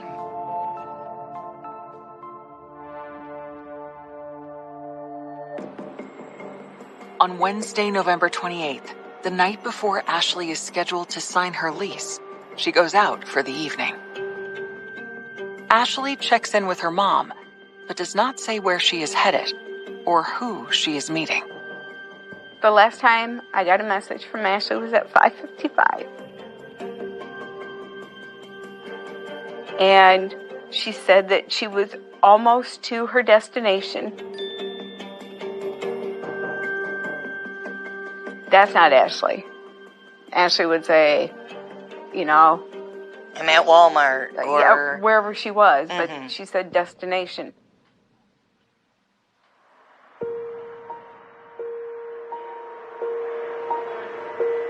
The morning of the lease signing comes, and Christine does not hear from Ashley. I sent her a message first thing in the morning. I'm like, where are you? Where are you? And all day, I'm not getting anything. There was something wrong. I called Ashley's work, but nobody has heard from her. And that's when it starts hitting me. Where is she? And it just snowballs from there. You're not answering. I am worried. You don't tell people where you are going. You don't have to tell me, but damn it, you need to tell someone. I need to know you're okay. You need to contact someone and let somebody know. November 30th in the morning, I called the police to file a missing persons report.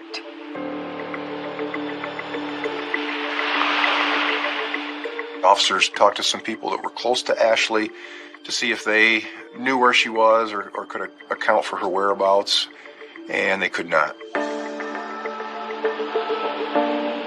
When we get a missing person report and the person happens to be 31 years old, that could mean a number of things. Maybe the person doesn't want to be found or is just away with friends and having a good time. So it's generally not assigned to a full-blown investigation at that point. But Ashley's loved ones have a sinking feeling something is wrong. And they know that this is all happening in the wake of a big breakup. When she broke up with Moody, I think, Moody didn't really want it. When somebody goes missing, especially young women, a partner or a potential partner, somebody that they know and that they trust or that they're potentially intimate with, tends to be the person that might harm them. As the day goes on and you're not hearing anything, panic starts to set in. So I called Moody and I asked him, where is she? Investigators catch a glimpse of Ashley's final moments. You can see him kind of turn around, he's pointing at something, he's talking to somebody, and then eventually Ashley joins him. And race to determine who she was with. He seemed to be a person prone to violence and unpredictable. Before the unthinkable happens. I tell the dispatcher, I need officers fast. I see a lot of death. This one stands out in my career as a horrific scene.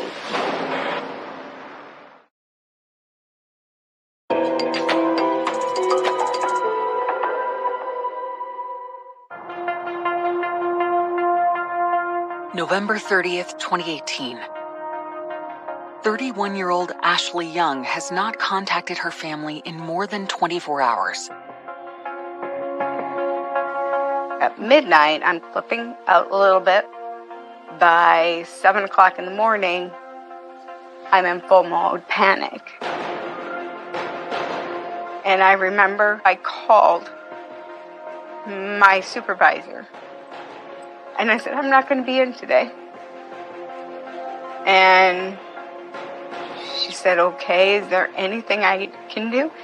The first words out of my mouth were pray. Just needed to pray. Ashley's family is worried her disappearance might have something to do with her recent breakup with her boyfriend, Moody. Prior to them actually breaking up, Ashley told me there had been a couple arguments and their relationship did hit a couple walls. But Moody appears genuinely distraught about Ashley's disappearance. he starts panicking because he don't know where Ashley is, and that's why he got with us in the middle of the night. Moody was right there with us, looking for her. And he was so hurt and so upset. Moody loved her, and I knew she loved him too.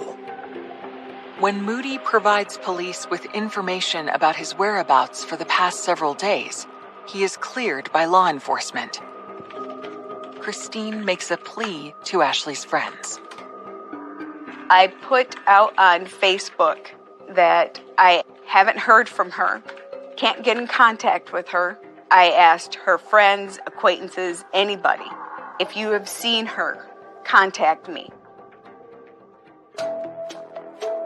Meanwhile, Christine uncovers a possible lead on Facebook. Christine goes into her daughter's Facebook activity and is able to see that she's been communicating with a person named Jared Chance in recent days. Jared Chance is an old friend of Ashley's. 6 years ago, they spent a lot of time together hanging out as friends. There might have been an attraction there, but Ashley was not that type because she was in that relationship with Moody. And then Jared disappeared. So she never heard from him in 6 years. During our trip to Detroit to go to the concert, she had said that he was really reaching out. They started talking more and more, and then Jared called her because he needed a ride home. And so she went and helped him. And so then he wanted to take her out as a thank you. In the wake of her breakup with Moody, Ashley has just begun to dip her toes into the dating pool. She was texting me about having feelings for Jared, just asking for advice on what do you think I should say? Should I say this or should I say that? And I just want to get it perfect. Ashley leaves another friend a voicemail expressing her excitement about Jared. Jared is so hard to read, but I know that if he was my boyfriend and he actually was in love with me, I know he would be amazing. I cannot wait to see him on Wednesday. Wednesday, November 28th, the night Ashley vanished. Once I found out that Ashley was with Jared, I asked if anybody had his phone number. One of Ashley's friends does. So Christine calls Jared to see if he can help. She asks him, "Do you know where my daughter is? Do you have any information?" And he said that they were actually together the previous night, but that she went home and that he has no idea what happened to her. Jared said that Ashley and him had been to Mulligan's Bar in Easttown, Grand Rapids. And then I told Christine, we need to go to Grand Rapids. We need to go see where she was. Follow her footsteps. Grand Rapids is about an hour north of Kalamazoo, where Ashley lives. Grand Rapids is a college town. It's a huge city. It's the second largest city in the state of Michigan. Ashley's moms arrive at Mulligan's on November 30th. So I talked with the bartender at Mulligan's, and we were able to go look at the security footage. You could see Jared and Ashley wandering around the bar. She ordered a drink. She's smiling. She's laughing. She's being Ashley. I wanted to pull her off the screen and take her home. But the footage doesn't show her leaving the bar. Despair and desperation start sinking in for Ashley's loved ones. It was like time stood still, in a sense, and you just had that pit in your stomach. You knew something was wrong. And we just went driving around Grand Rapids looking for Ashley. We walked down the railroad tracks. We poked around ponds, lakes. There was nothing. It's almost like you think you're dreaming, but you're not dreaming. Everything was a wild goose chase.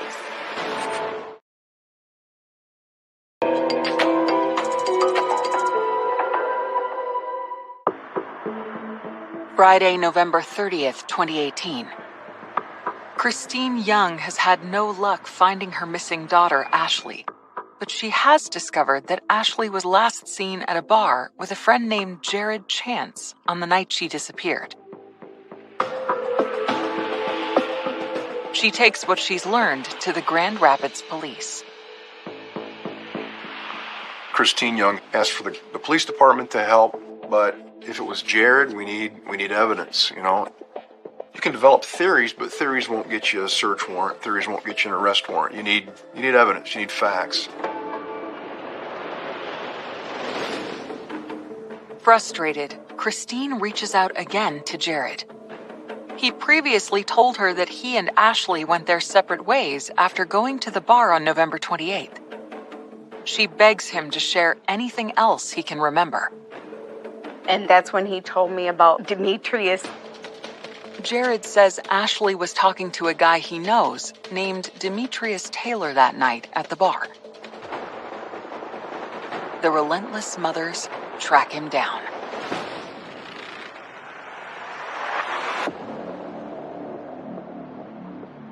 When we got there, he's like, I don't know, Ashley. I don't know your daughter at all. And he opened up his phone and showed the text messages where Jared said, hey, Ashley's mom's going to call you. And you have to say that Ashley was just with you.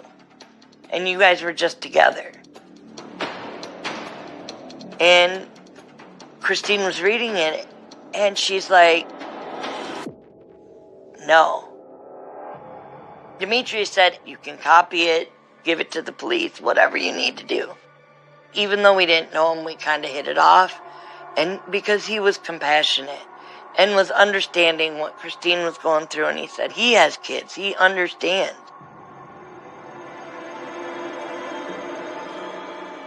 After that point, I think everybody kind of knew that we just didn't get the whole story from Jared.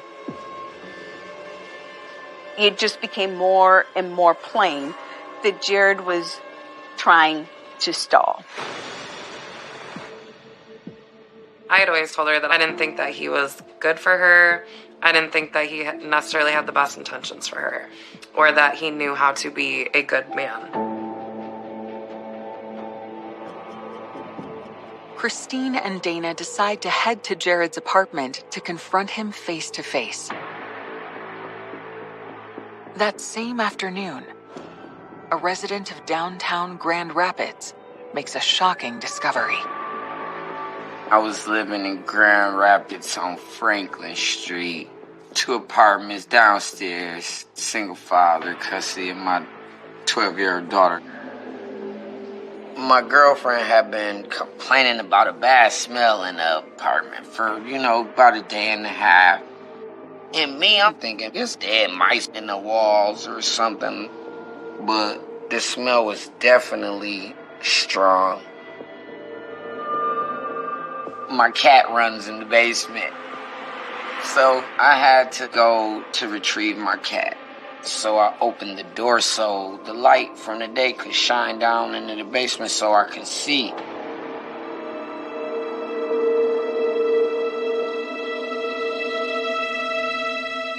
As I go down the stairs, I see the tarp on the floor. That's when I see blood.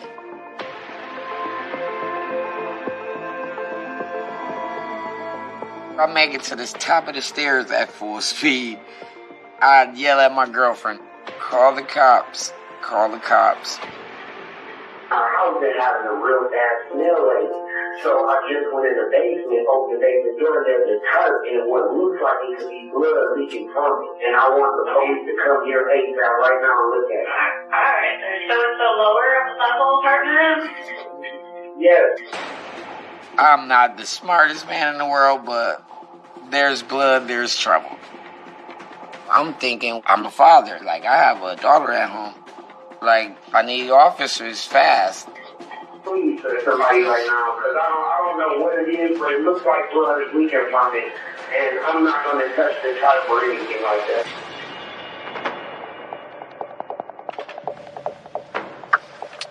Atlanta GRPD showed up at that address not too long afterwards.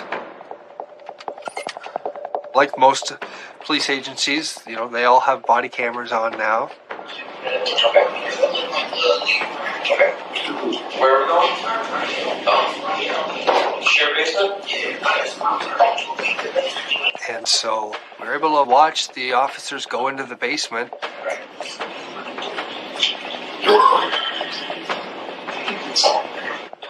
And it's like watching a horror movie. Because they're going through this darkened basement that's lit by flashlights.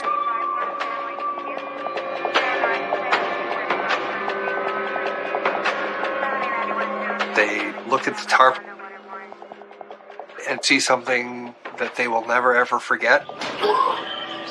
Everybody back down. Let's just get in there.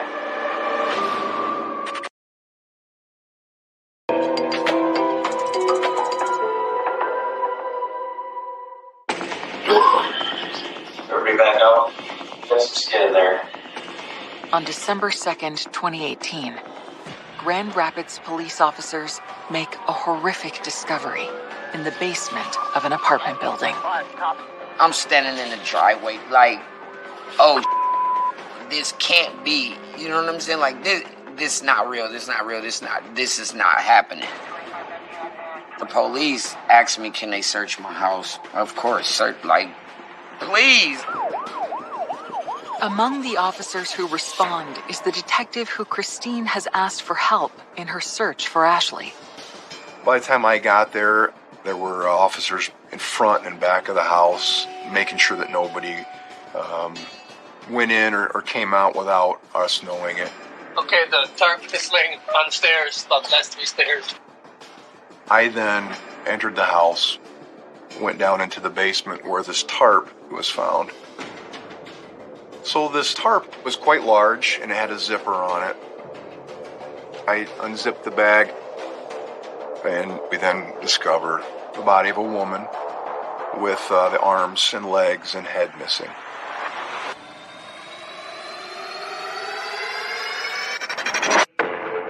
I remember thinking, who are we dealing with here? What kind of animal does this to a person? Police have now discovered this horrendous scene, and they know that they have a body, but all of the identifying features have been removed, so they don't know who is dead, and they don't know who potentially killed them. There's multiple occupants in this multi-dwelling residence. Police on the third floor! Come to the door! Who do you think they found living in the upstairs apartment? What's your name? What's your last name? Your chance?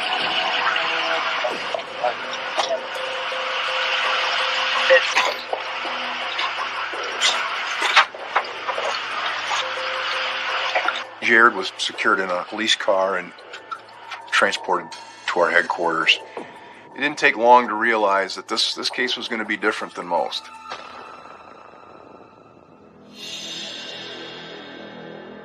I see a lot of death, all methods, and this one, it stands out in my career as a horrific scene.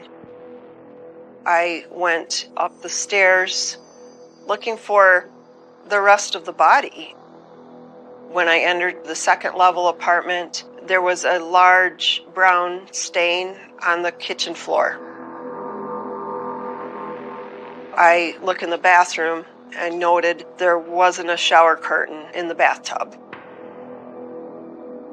I remember looking at one of the floor vents and I pulled the grate off, and then I saw cartridges, small caliber. A lot of different areas that we found tested positive for blood. Clearly, something bad happened and somebody tried to cover it up.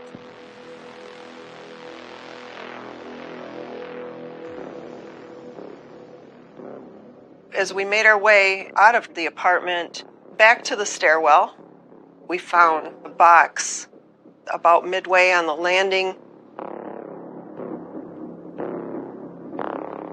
So I start to open the box, and I see a black trash bag. I opened the bag, and there were human limbs inside that bag. There are 2 legs, and there are 2 arms, and there are no hands, and there are no feet.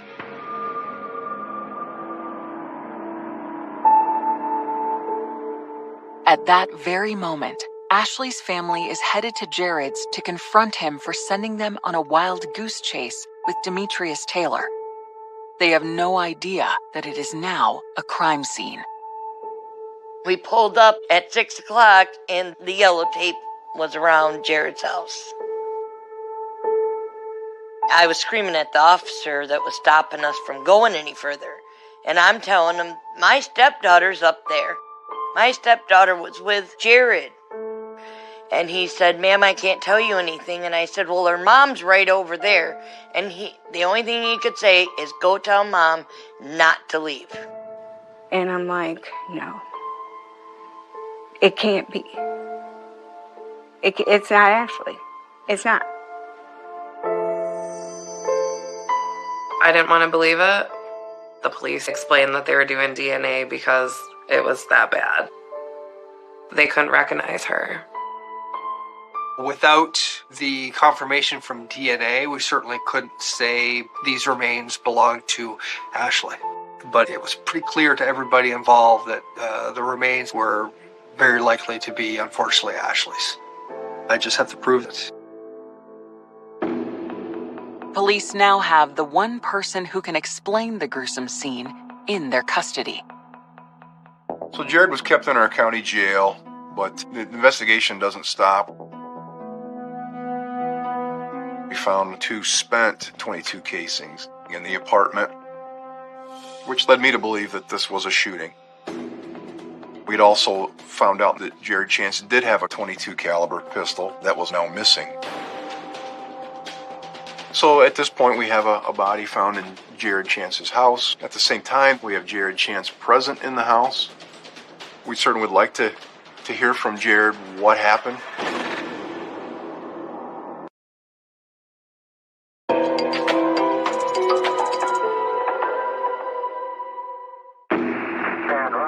Grand Rapids police have discovered female remains in the building where Jared Chance lives. They need Jared to tell them if this is Ashley Young. Jared Chance was taken into custody and transported to our headquarters. So I asked Detective Fan and Detective Bray to attempt an interview with him. You hang tight just for a sec. We'll get your cuffs off, okay? All right. Want me to take them off, the cuffs? Or? Yeah, you gonna be decent with us? All right. Initially, Jared was somewhat talkative. You guys stay busy, don't you? Huh? You guys stay busy, don't you? Pretty much.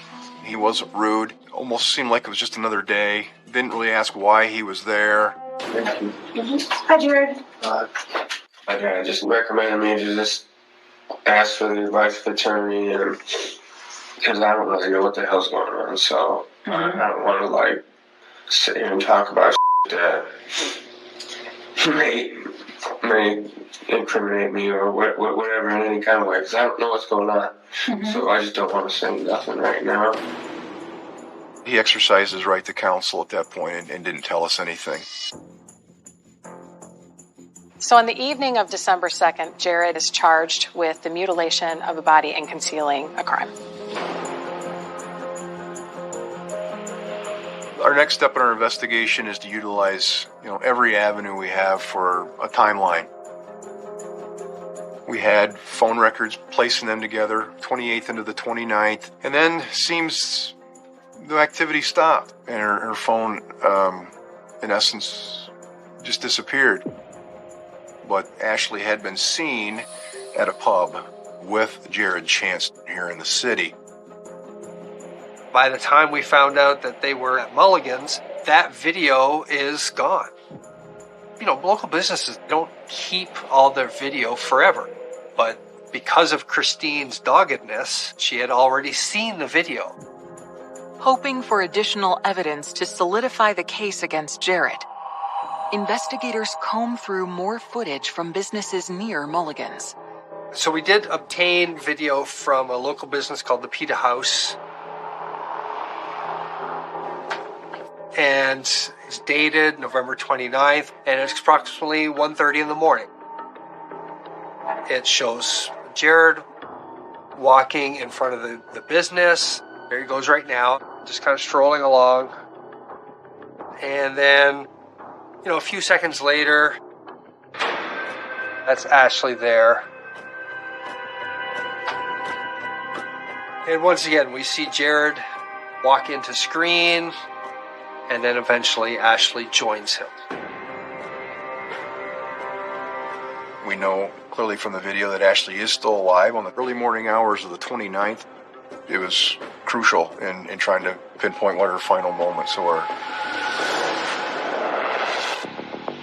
We also found really crucial video at a party store, Miss Tracy's, which was in essence right across the street from Jared's house. Inside the store, we see Jared Chance purchasing alcohol and ammonia, a cleaning product. We suspected that some extensive cleaning had been attempted in the apartment, and then we just so happened to have Jared buying cleaning supplies that day. And then on one of the videos, we see that he's approaching, and we see him put something into the garbage bin right outside the front of the business. And of course, that's of interest to us. And that led us to then the dumpster behind the party store, which happened to have Ashley's purse in it.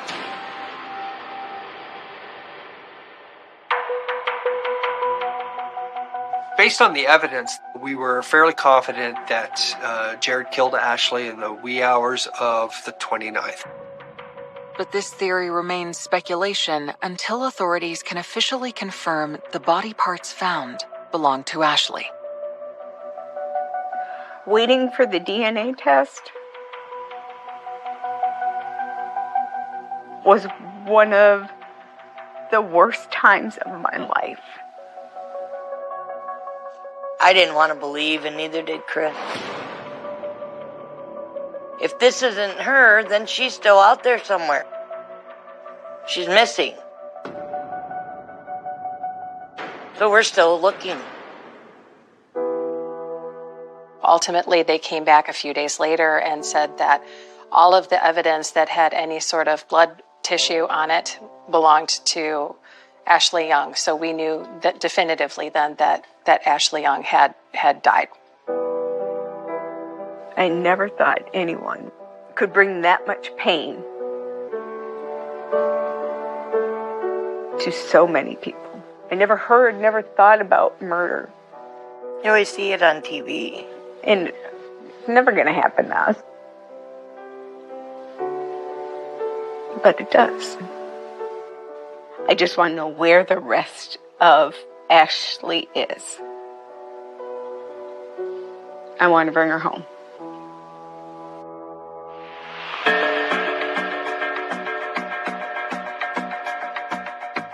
Investigators are also determined to find the rest of Ashley's body to help them build a stronger case against Jared. They hope his cell phone data might lead them to her. Using cell phone records, we knew that Jared had made his way out to Holland, which is a little city just west of Grand Rapids. And that's where Jared's parents live. Our interest in the parents was they were with Jared on the same day that we made the discovery of the body. The fact that Jared wasn't talking to us, we hoped maybe the parents would lead us, to some of the answers that we were looking for. And so we go and take a trip to Holland. James Chance, Jared's father, answered the door. I explained to him that we had a search warrant, that this was non-negotiable, that his house was going to be searched. I spent the next several hours with the Chance family while our detectives and other officers and forensic techs processed and searched their house. His father was a retired police officer, and he made a comment about, I'm glad I'm not investigating this case, that this is a tough case. And I started thinking, How do you know it's a tough case? What do you know about this?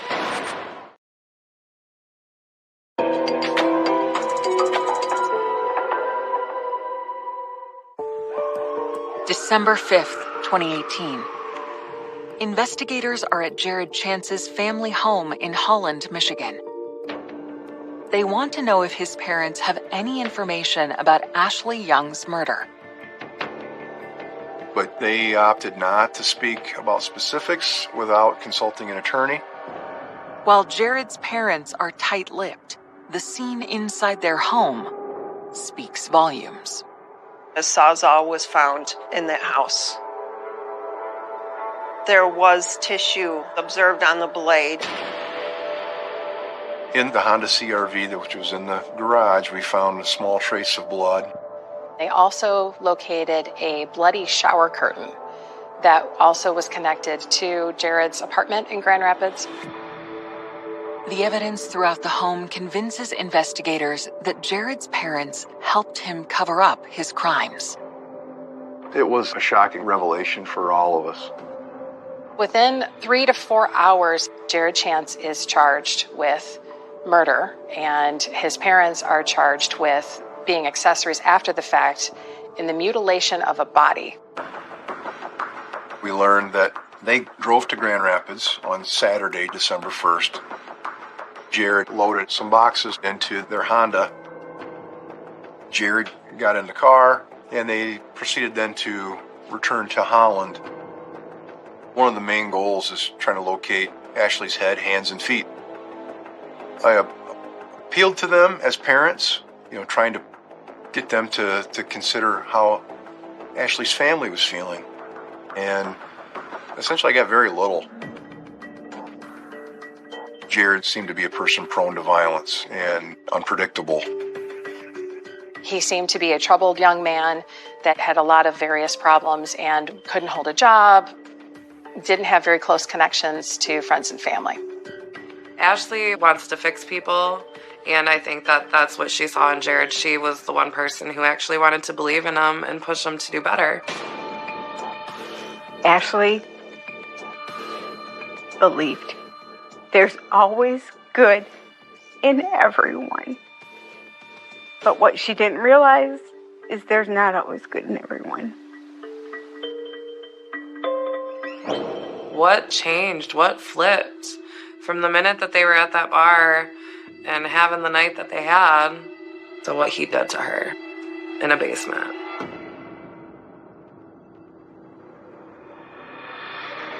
The burning question, what happened in the final moments between Ashley and Jared, remains pure speculation. I think he made a pass at her. That was my first instinct. And she rejected him. And then I think he killed her. The trial begins today for a man accused of murdering and dismembering a Kalamazoo County woman. Whether it was showing these horrific photos to the jury, listening to the forensic techs who had to open up this box and find Ashley's limbs, throughout the entire process, Jared showed zero emotion the entire time. Now the trial is in the hands of the jury. The defendant is, under count 1, guilty of second-degree murder. Under count 2, guilty of tampering with evidence. Ultimately, the jury convicted Jared Chance of second-degree murder, tampering with evidence, of mutilating a body, of failure to report a death. Every single charge that was before them, they convicted him of. Jared Chance is sentenced to 100 to 200 years. When the sentencing was handed down, her mother got in front of this entire courtroom. I cry 7 days a week. 7! Jared Chance, I hate you. I want to rip you limb from limb. Jared's parents now must face justice. Barbara Chance decides to take a plea, and she actually only serves 45 days in jail. But the father James decides to take it to trial. James Chance is acquitted of perjury, but is convicted of an accessory after the fact. So he gets a year of probation, including 1 month of jail.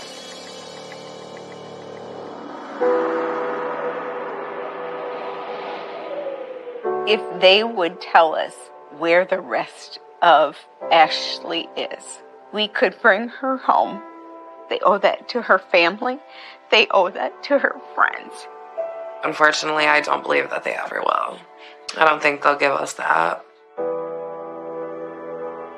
So anyways, have a good day. I really am going to go get ready for class now, and sorry for talking a lot, but that's just me.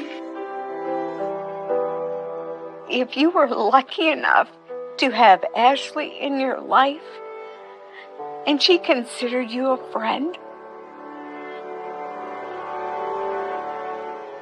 you know the loss. You know what you lost.